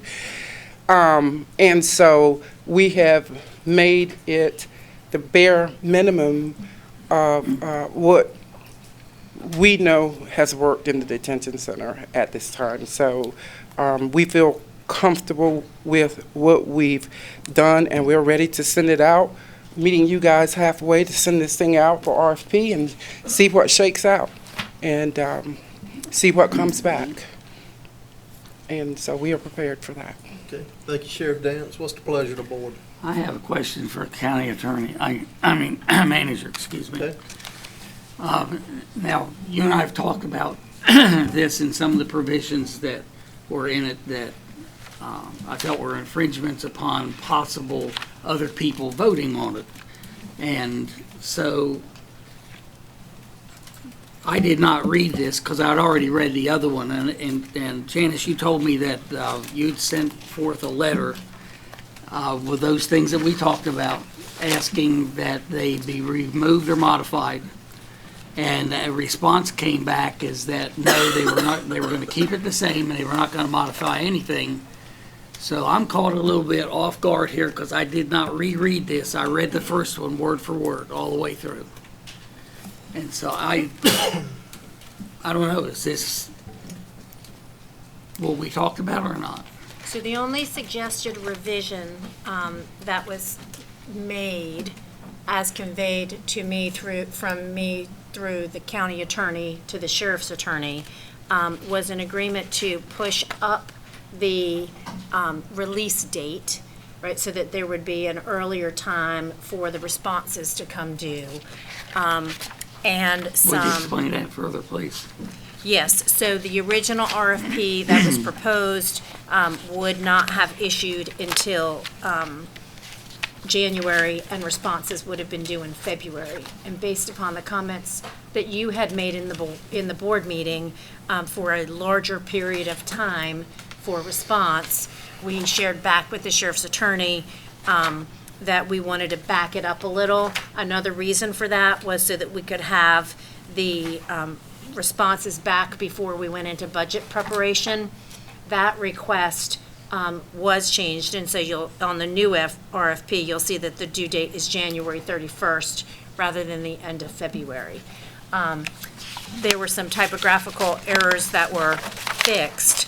I don't believe any of the other suggested changes were incorporated. Were they, Matt? So there was numerous changes that were made. There was also changes that me and the sheriff's attorney could not agree upon. And so at that point, I related to the county manager. Can you specify? Sure. So again, I don't have the notes in front of me, but I can point to the award procedure 7.5. That speaks about both the sheriff and the county have the right to reject proposals, accept proposals, to negotiate. And my comments to the sheriff's attorney was, I believe only the county has the ability to accept or reject award proposals, the ability to negotiate provisions of a contract. As stated earlier, the board or the county is the entity that's able to enter into these contracts. So there's instances like that that were not changed. There are instances, as Madam Chair stated, where we proposed, they had they had one or two current and then three expired or prior jail medical contracts. And so for clarity's sake, I asked her if she could move them all down to one. Again, I asked her for no restriction on that. She said she would like to have one that has a current contract because they would like for someone that is currently providing services. So that was something we disagreed on. But again, I said to the sheriff's attorney if she could just make the changes she's okay with, speak with Madam Sheriff, and then that's all I can ask for. So they were, in good faith, they did make changes to the document, but also, and Sheriff's attorney knows this, that we did not come to a meeting of the minds on all provisions. So there's at least some of the provisions that I had talked about with Janice, and you indirectly, I mean, back and forth, Janice and you talked and stuff. Not everything was agreed to, and that being one of them. And it would say, well, gee, how did WellPath get started? How did Dr. Linhard and Dr. Servey get started? How did the owner of my company get started? He started pouring urethane in his kitchen. He's now a multi-millionaire because he took a chance, but he'd had no experience. He didn't even have a high school education. One of the smartest men I ever known. My point is that I feel like the RFP then is restrictive and will not allow, I'm going to say, a full vetting of what the market what the market really can offer. So, having said that, and what I'd like to propose is that we do not accept this. We declare it null and void, or whatever the legal term is, and that I make a motion right now that county management staff come back to us. Can you do it by the next meeting, Janice, with an RFP that is fair to all potential bidders out there? I would also like, after looking at, and of course I've been pointing in this direction, after looking at other RFPs, I'm wondering why our RFP here is so long. You go to Wake County, go to Mecklenburg County, go to Guilford, 10, 12 pages long. So why is it, I don't know, it's kind of wordy. Janice knows that I send her enough things where I will read something and then I will, I'll minimize it in very brief words. Do I not? So anyway, the proposal is, my motion is, it's county staff come back with an RFP that is not restrictive. Or so restrictive. Okay. We have a motion, but Commissioner Nunley, go ahead. I have a process question for both the county attorney and the county manager. And it has to do with the process of the issuing of the RFP, when it's issued, and there's a response, okay? And I'm hearing what Commissioner Colson is worried about here is that there would be potential respondents that are, because of a rubric, boxed out from applying to provide jail medical services. And we have an interest at making sure that we're casting the widest net possible in that, i.e. fielding all reasonable offers for provision of jail health medical services, you know, for the benefit of the sheriff and for the benefit of the taxpayer in the county. My read on this, I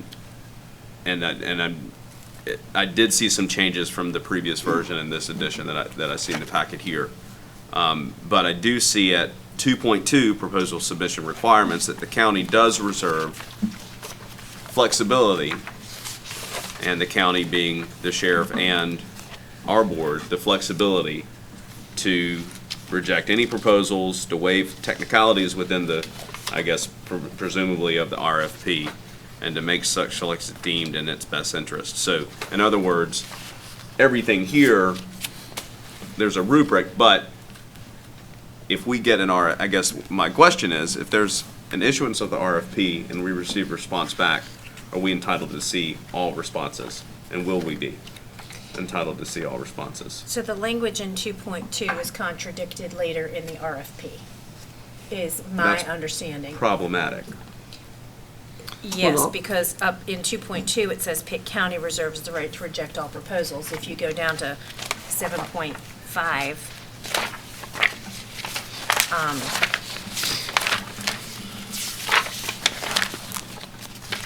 it talks about, it changes that language in its award procedure, and it vests that right into the office of the sheriff and the county to reject all proposals. And So is that is it intentional, or is this just a scrivener's error, like something that we need to work out? it is, my Because understanding is it is intentional language, because it was language that was requested to be changed that was not agreed to be changed. I believe, and again, I can't speak for the true intent, but I believe the intent was to allow some autonomy of the sheriff to be able to do it. And I know that if you look at 7.5, 1, 2, 3, 4, 5, 6, the seventh paragraph, I'm sorry, page 65 of your agenda packet, page 44 of the RFP. Mm-hmm.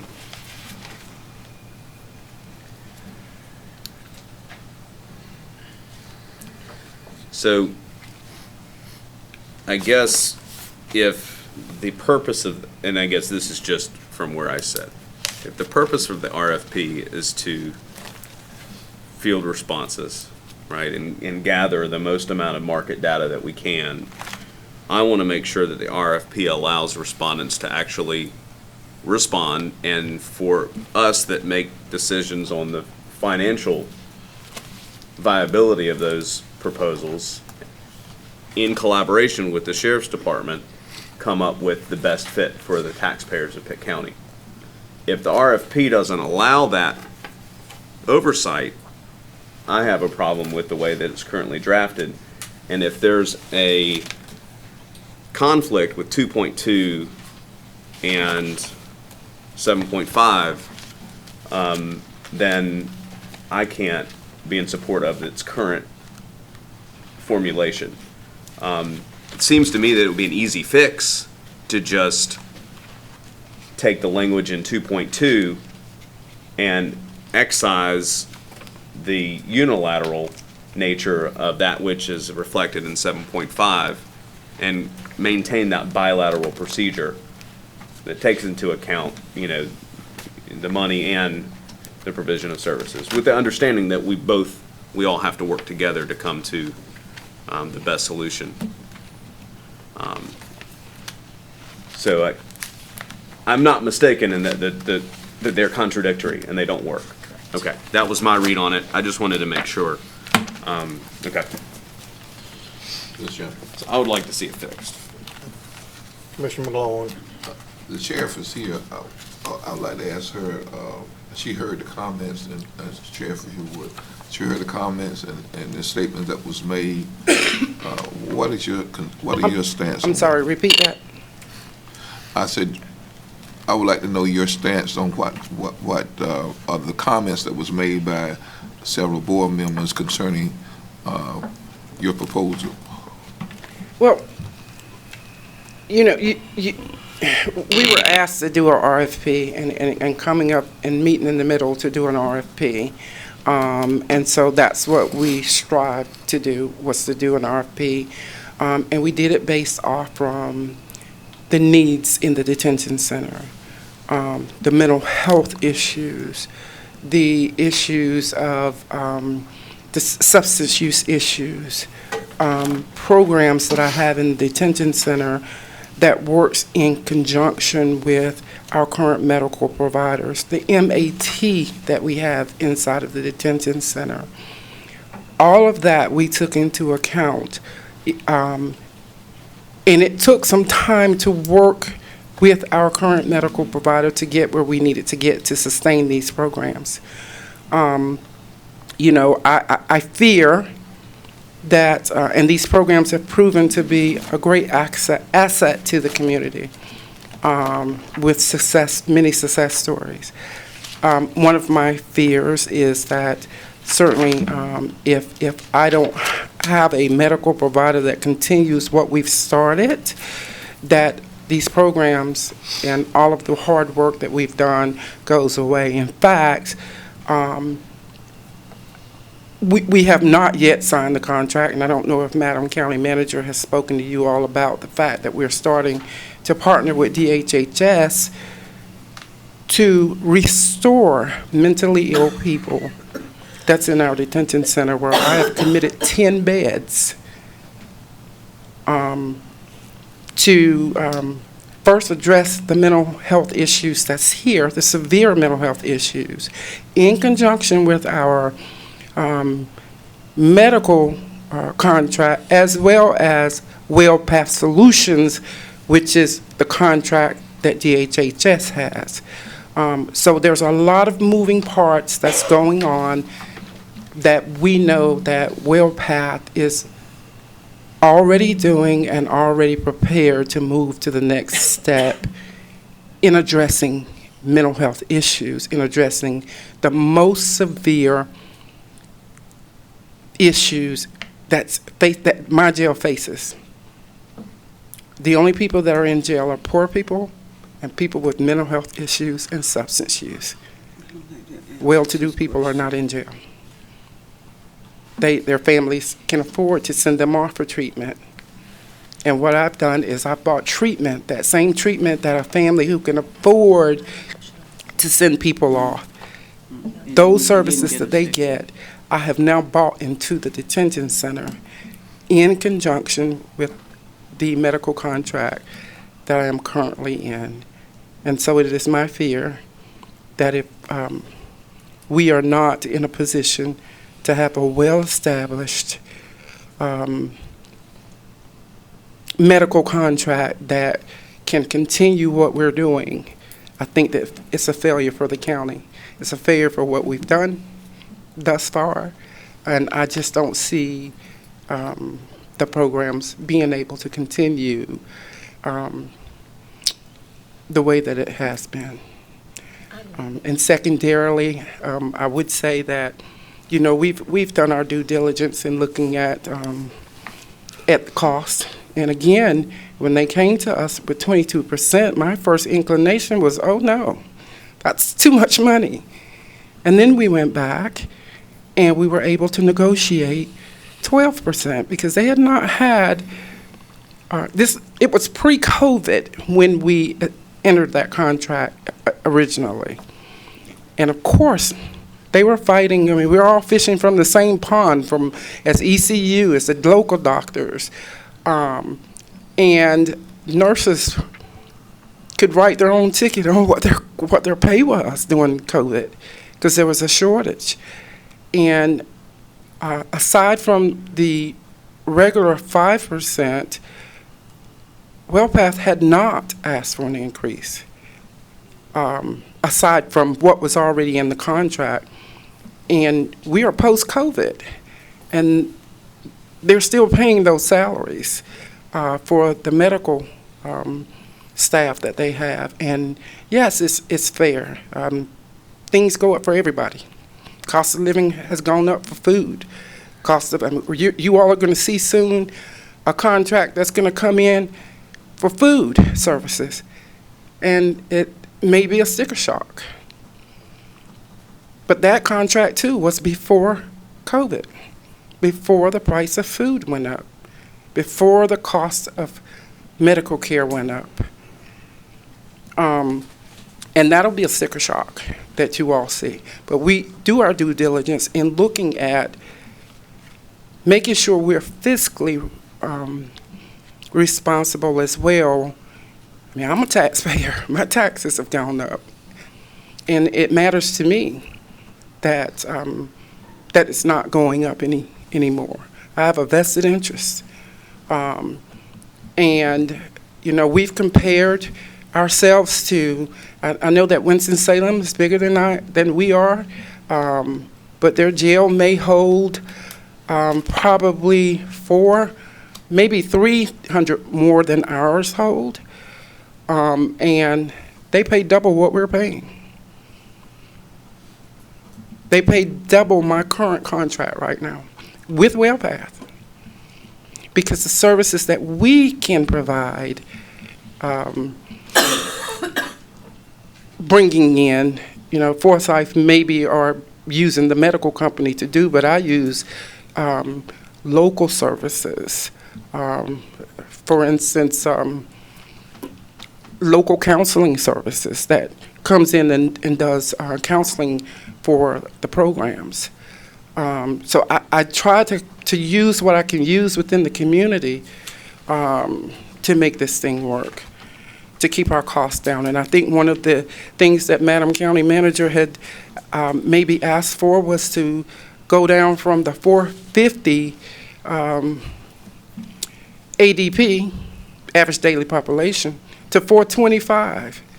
That then cuts that cost even more as it relates to what it's costing per inmate. And it makes sense. It makes sense. We can cut it down because if we go over, it's the minimal cost that it's going to cost us. We'll get back when we're under. If we're we're under the ADP, there's monies we will get back anyway.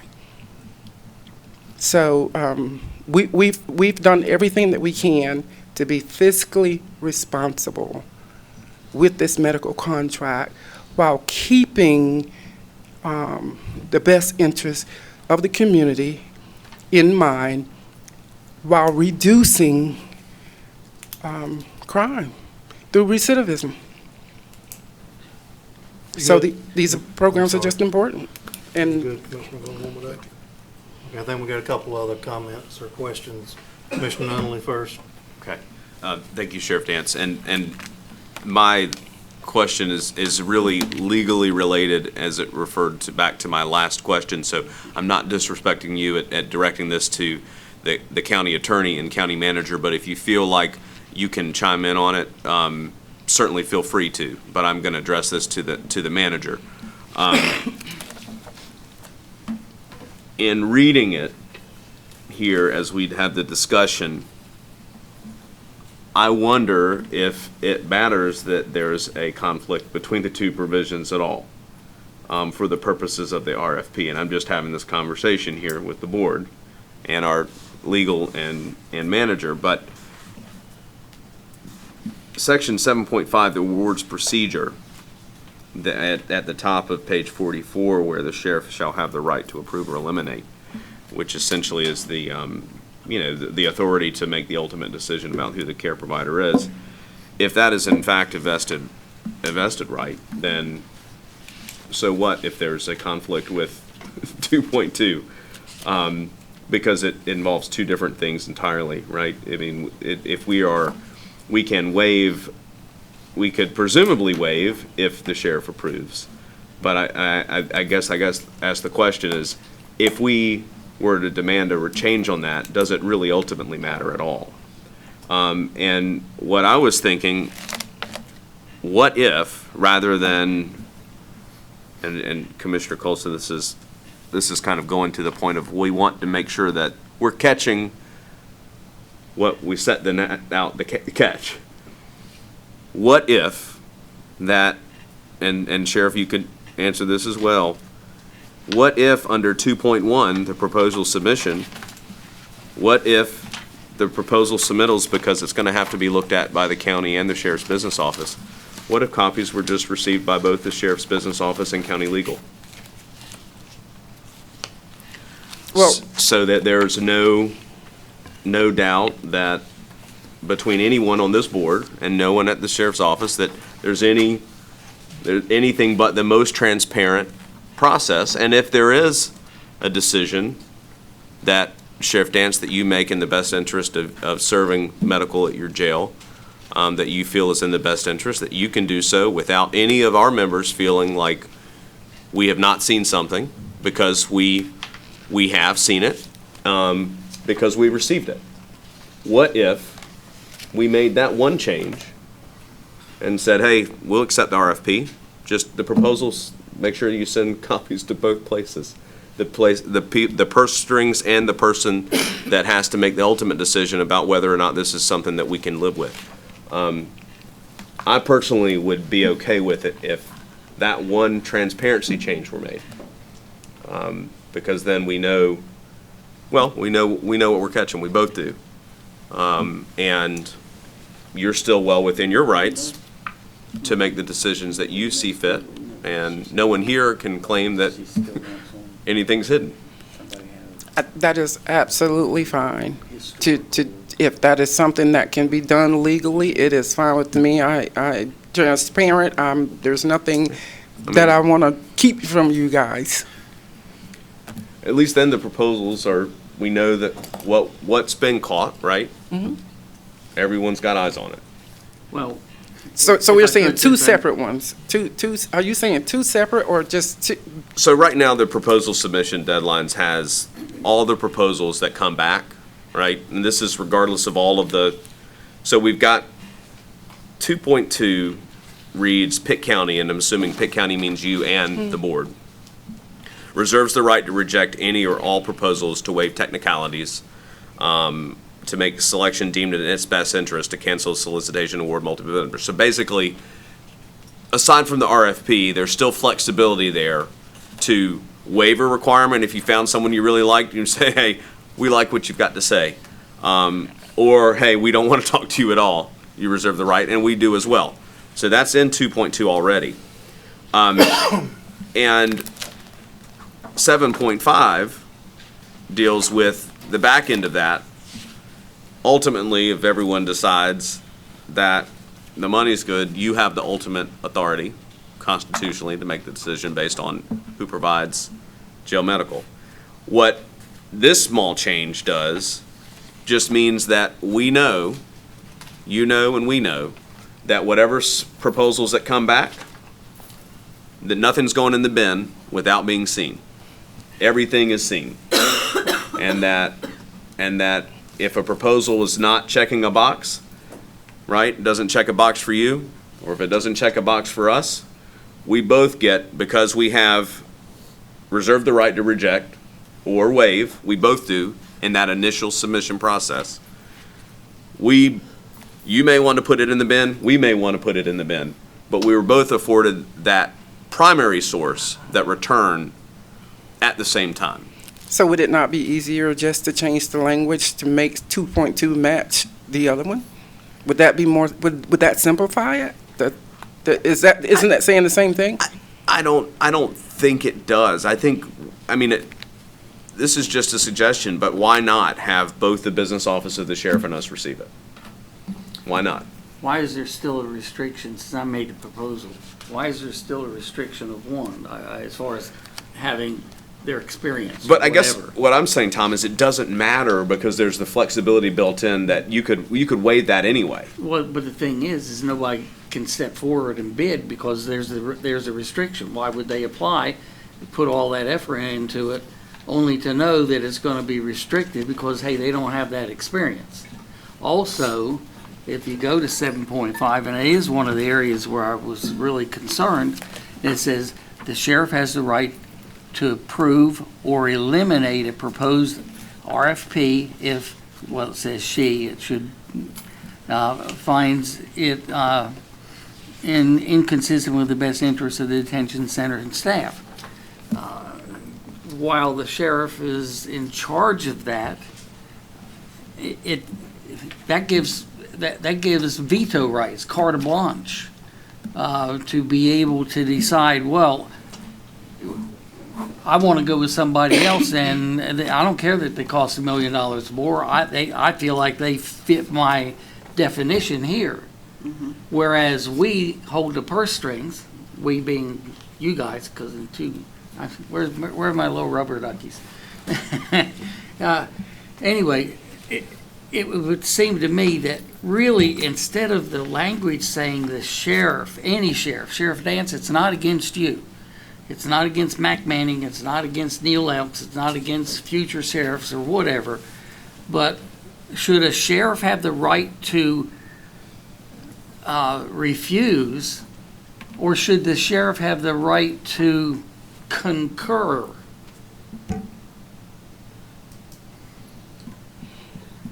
I mean, a different meaning there.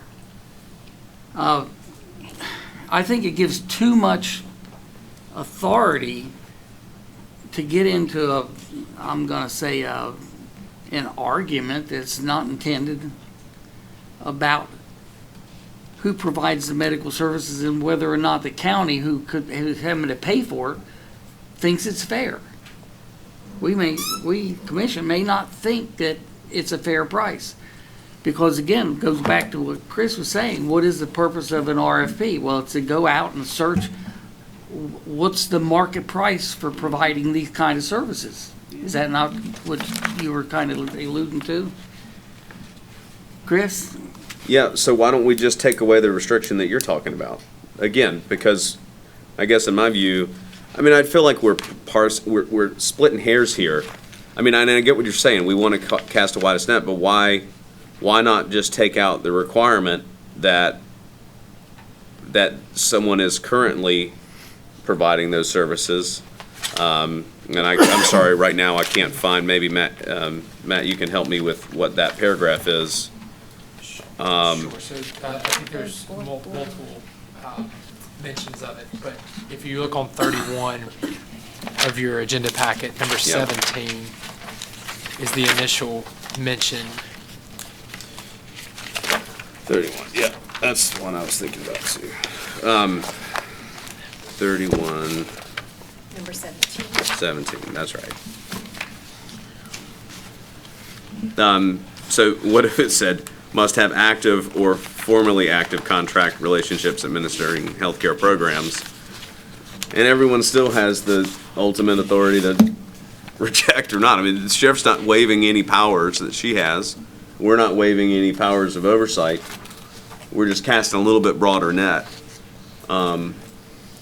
What would, Sheriff Dance, would you have a problem with changing that language, must have active or formerly active contractual relationships administering healthcare programs?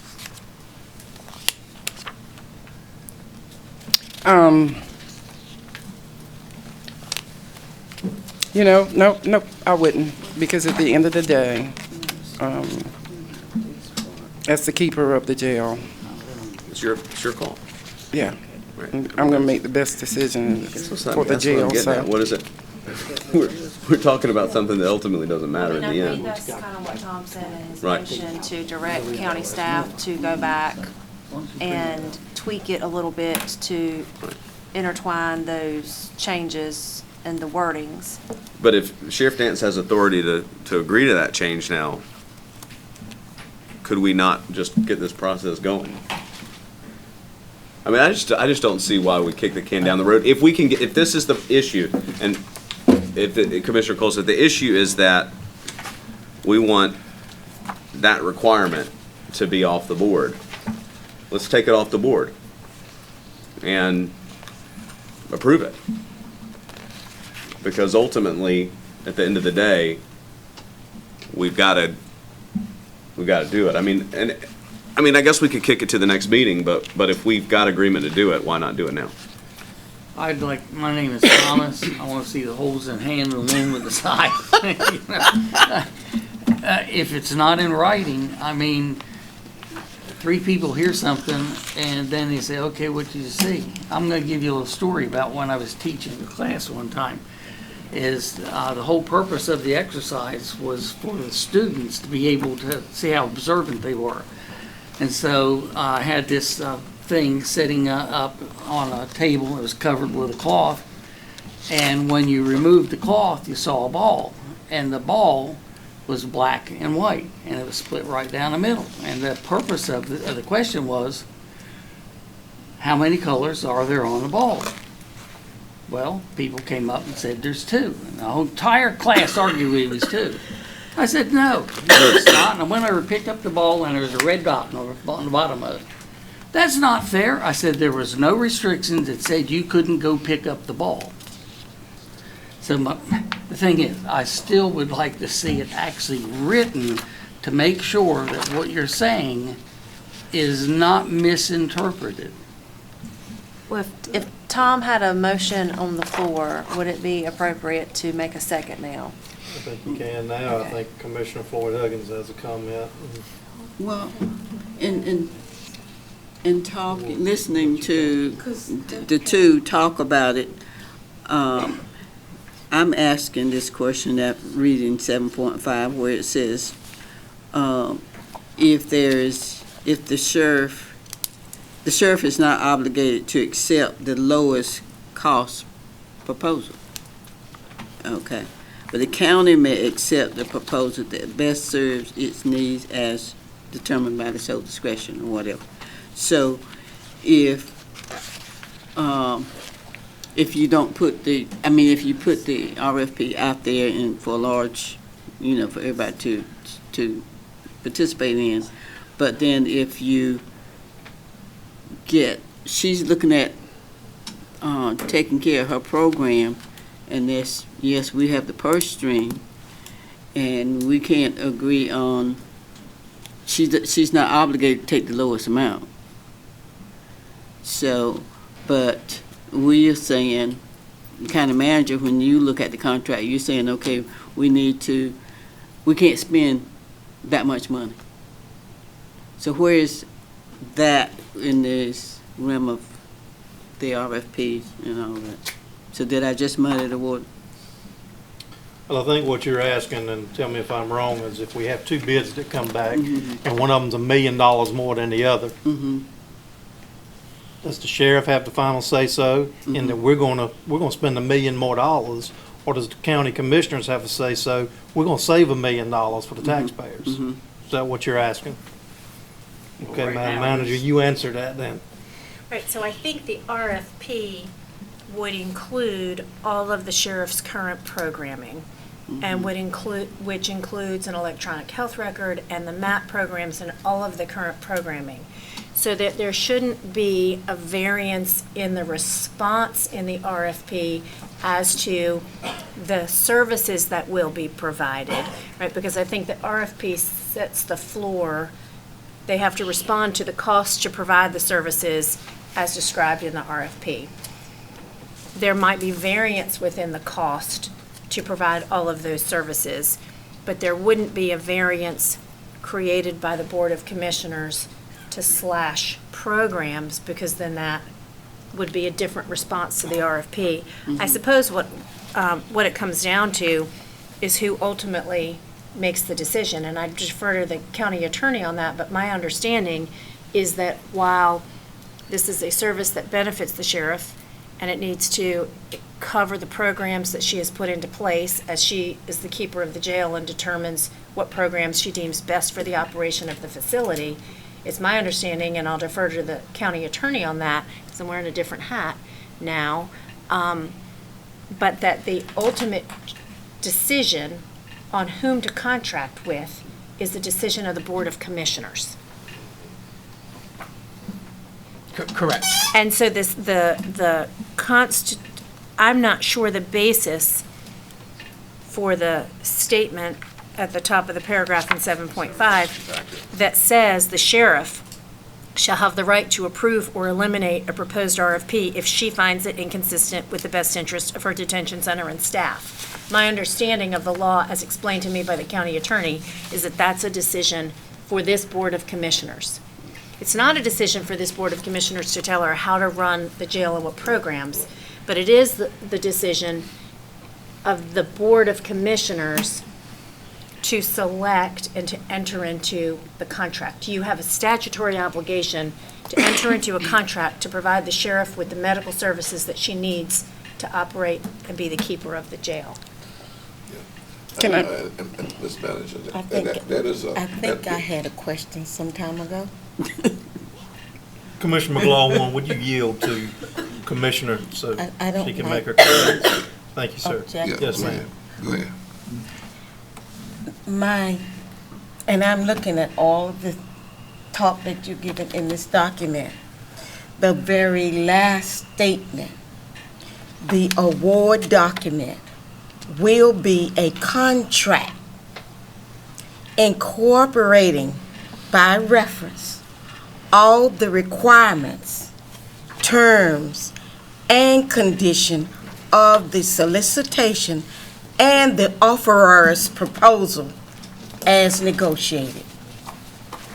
Now, if you're gonna change some of that wording and put in there, the offeror proposal as negotiated, it didn't say who, it didn't say what entity.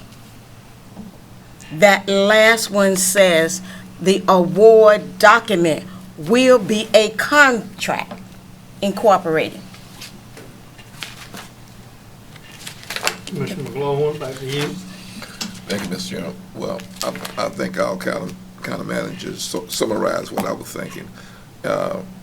You know, I can't see how this board can micromanage the sheriff medical services, but I see where we can come into some type of agreement. But you know, we aren't there hand on hand, and we don't know the procedural aspect. We know what we think we know, but we don't know the internal mechanism of what goes on in that sheriff's department. That's why we have her as the sheriff to deal with those technicalities. So I think, Madam Manager, you sort of kind of hit on some of the circumstances that I was thinking about that we might could proceed. And I think that's what the sheriff was saying as well. Thank you, Commissioner. Commissioner White, did you have anything else? I was just making a second to Tom's motion, for Commissioner Polson. Okay. So we have a motion, we have a second. Tom, you want to restate that? Well, after hearing all the arguments, I still think that my motion still stands. Let me just kind of try to put a boundary around it. It's to be able to encapsulate everything that we've already heard here. And Chris, I think, well thought out issues there. But it needs to be in writing. Before this board votes on it, if it's not in writing, it's a he say, she say, well, that's not what I heard type deal. And as to whether it goes to the next meeting or 2 meetings from now when I'm not here, I just want to see a fair bidding, and to allow all bidders to come in. And I'm still afraid that there will be the provision, well, you know, such and so says you have to have past medical experience. Well, maybe they didn't work in a jail or do things like this, but maybe they had past medical experience working in a lab somewhere, and I don't know, whatever. So my motion still stands. I would like to have direct staff to come back with a rewrite, preferably with a synopsis of this. You want me to do that for you, Janice? Synopsis of this to where it encapsulates what we had, but that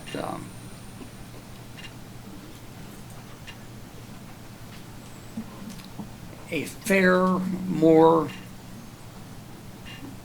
as the terminology was used before, the broad net out there. All bidders are able to be able to bid on, bid to.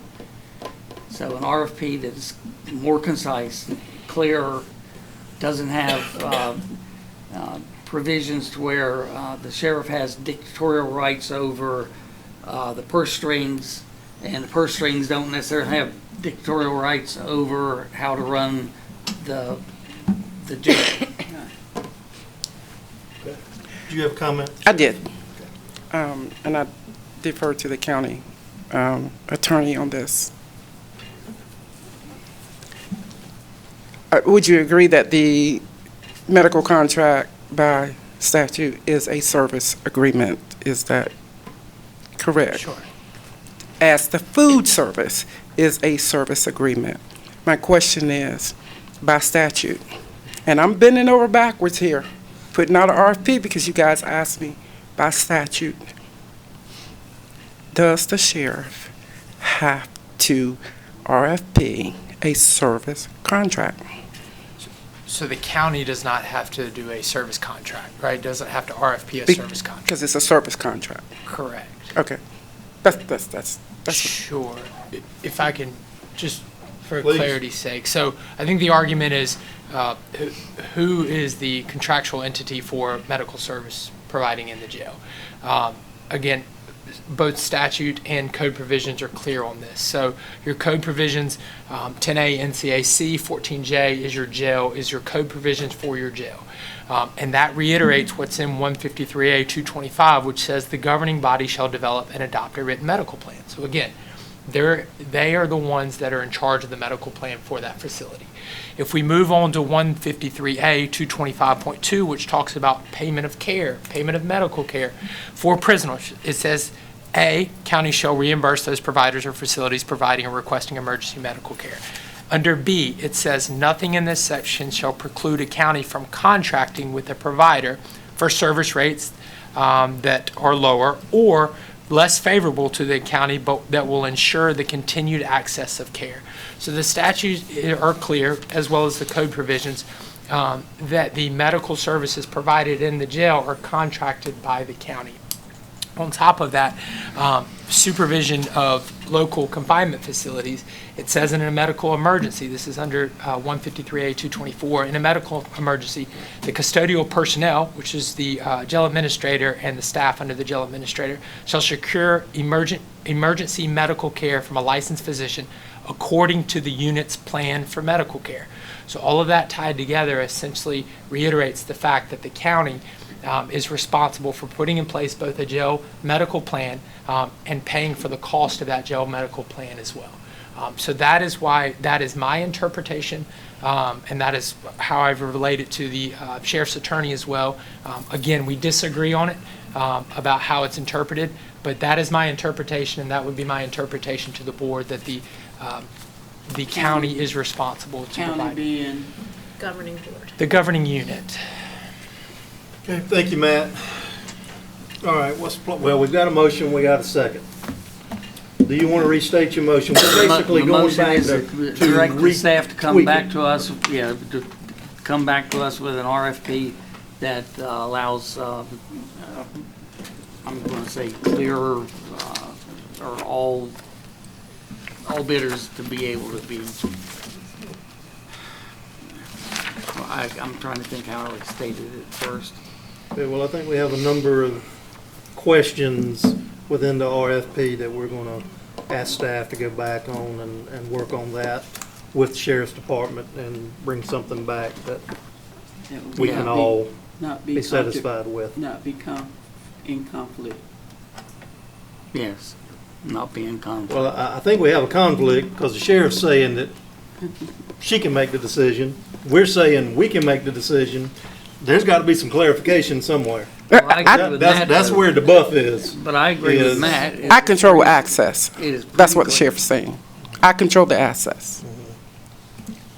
And we control the money. Right. We both But agree the on that. medical plan is controlled by the county, the board, us. We're the ones that do it. The sheriff can't tell us what that is. Now, hopefully, there'd be a meeting of the minds to where all parties would negotiate and talk to each other and come up with the best options. Yeah. And not be a bludgeon either way. So again. Okay, let's vote.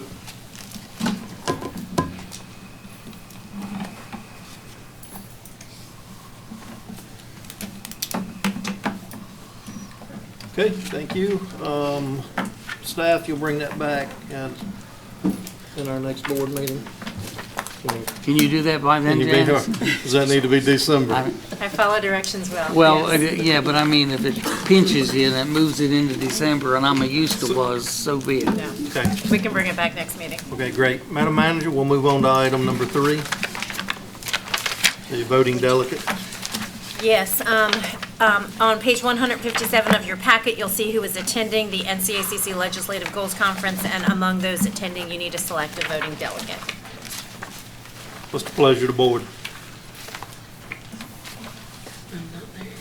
Melvin had said he would do it earlier, but he just left, so I don't know what that means. Well, You know what that you means. make a motion, we'll make him do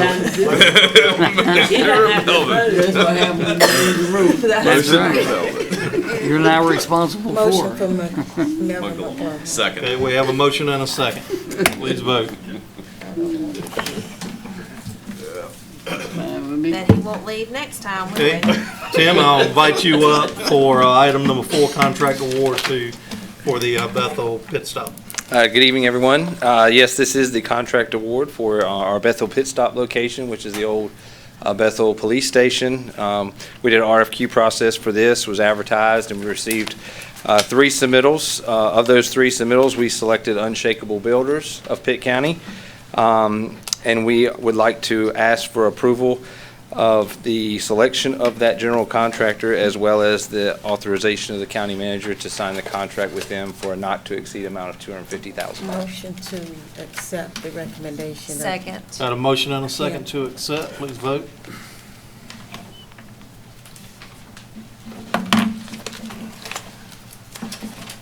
Tim, congratulations on your promotion. And now you can afford more than Pop-Tarts. Okay, we'll move on to the reappointment for the Pitt County ABC Board, and just so I'm clear, we don't need motions, this is nominations? Correct. Is that correct? Correct. Anyone can nominate anyone, and a nomination does not require a second. When all nominations are made, you vote in reverse order. Okay, we have any nominations? Mr. Chairman, I'd like to make the motion, nomination that we follow the procedure that was outlined in our pack. I think someone made a referral of a reappointment for the ABC Board. I believe that was for Lisa McLaughlin. So Lisa- is that who you are nominating? Yes, I'd like to nominate Lisa. Okay, we have any other nominations? Yes. Okay, we have a nomination for Ralph Whitehurst. Any other nominations? No, that's who I was gonna say. Okay, so we'll, yes, Yeah. ma'am. May I speak to that? Yes, ma'am. Okay. And Tom have served on that board, as well as I'm still serving on that, and I'm the liaison to that board. We have been following the recommendation that come from that board before in reappointment of people who are already serving on that board. So I hope we will continue to follow that, because if we don't, then you're going to have another vacancy on that board. Okay, we have 2 nominations. I'll nominate Blake Price. And all right, we'll go with 3 nominations. Blake Can Price. we close or stop? Are we good with nominations? Hey, Okay, so we got 3 nominations. We're gonna go in reverse order. So the first one will be, we're gonna vote on Blake Price. so how you want us to do this now? If you are in favor of Blake Price, then press 1. All If you right, are not in favor, press 2. thank you. Okay, let's vote.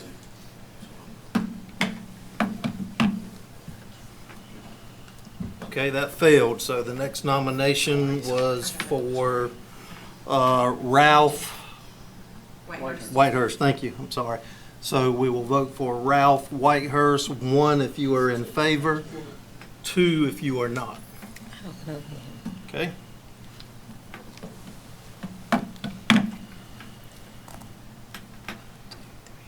Okay, so Ralph Whitehurst passed, 5-4.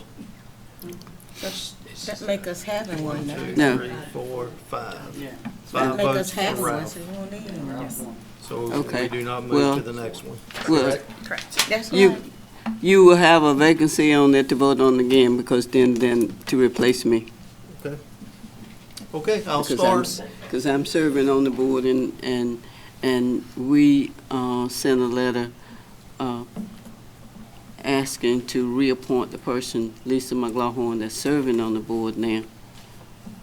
And that was not accepted. It was accepted from the previous vacancy. So you will have a vacancy. You will fill another vacancy. Okay, thank you, It's Commissioner. the privilege of the chair. And normally we adhere to that. Yes, We that's what I'm saying. We adhere to usually that. adhere to the recommendation coming from the board, and I'm your liaison on that board. Yeah. So, Okay, thank you, Commissioner. I'll start with my right for Commissioner comments. Commissioner Ward. no comments. Well, yeah, let me get your name out. You're in a hurry. Commissioner Nunley. Commissioner Nunley. No comment. Commissioner Colson. Everybody, please vote. Commissioner Floyd Huggins. Vote yes. Commissioner White. I do have a couple comments. Okay. I would like to congratulate PJ Andrews and Tim Corley on their new positions. Both Mr. Andrews and Mr. Corley have demonstrated an exemplary work ethic and dedication to Pitt County, and I'm very excited to work with them in their new capacities and look forward to all the wonderful things they will continue to do for Pitt County. I would also like to congratulate Dr. Steve Lassiter. Earlier this afternoon, he was officially sworn in as superintendent of Pitt County Schools. He's been the interim, but he's official now. And I look forward to our continued partnership with the school board and Dr. Lassiter, and I'm excited to see the great things that he will do to continue to elevate Pitt County Schools towards greater success. Thank you, Commissioner McLaughlin. Thank you. I'd like to thank Linda Robinson for her thought-provoking consideration of the sheriff being compensated more equitably. And I thought she did a great job, and something for the board to consider in the future. Thank you, Commissioner Perkins Williams. Those of you who have not voted, don't stay home and sit on the porch, eat, talk, or talk whatever. Go out and vote. If you don't vote, don't complain, and I don't want to hear it. Thank you. Thank you, Mr. Chair. I would also like to congratulate PJ and Tim. Great work you do in your promotions. Thank you for all you do. And I would also like to congratulate Dr. Lassiter on his appointment. I will entertain a motion to go home. Yep, I'm ready to go Motion and a home. I second. make the motion. Second.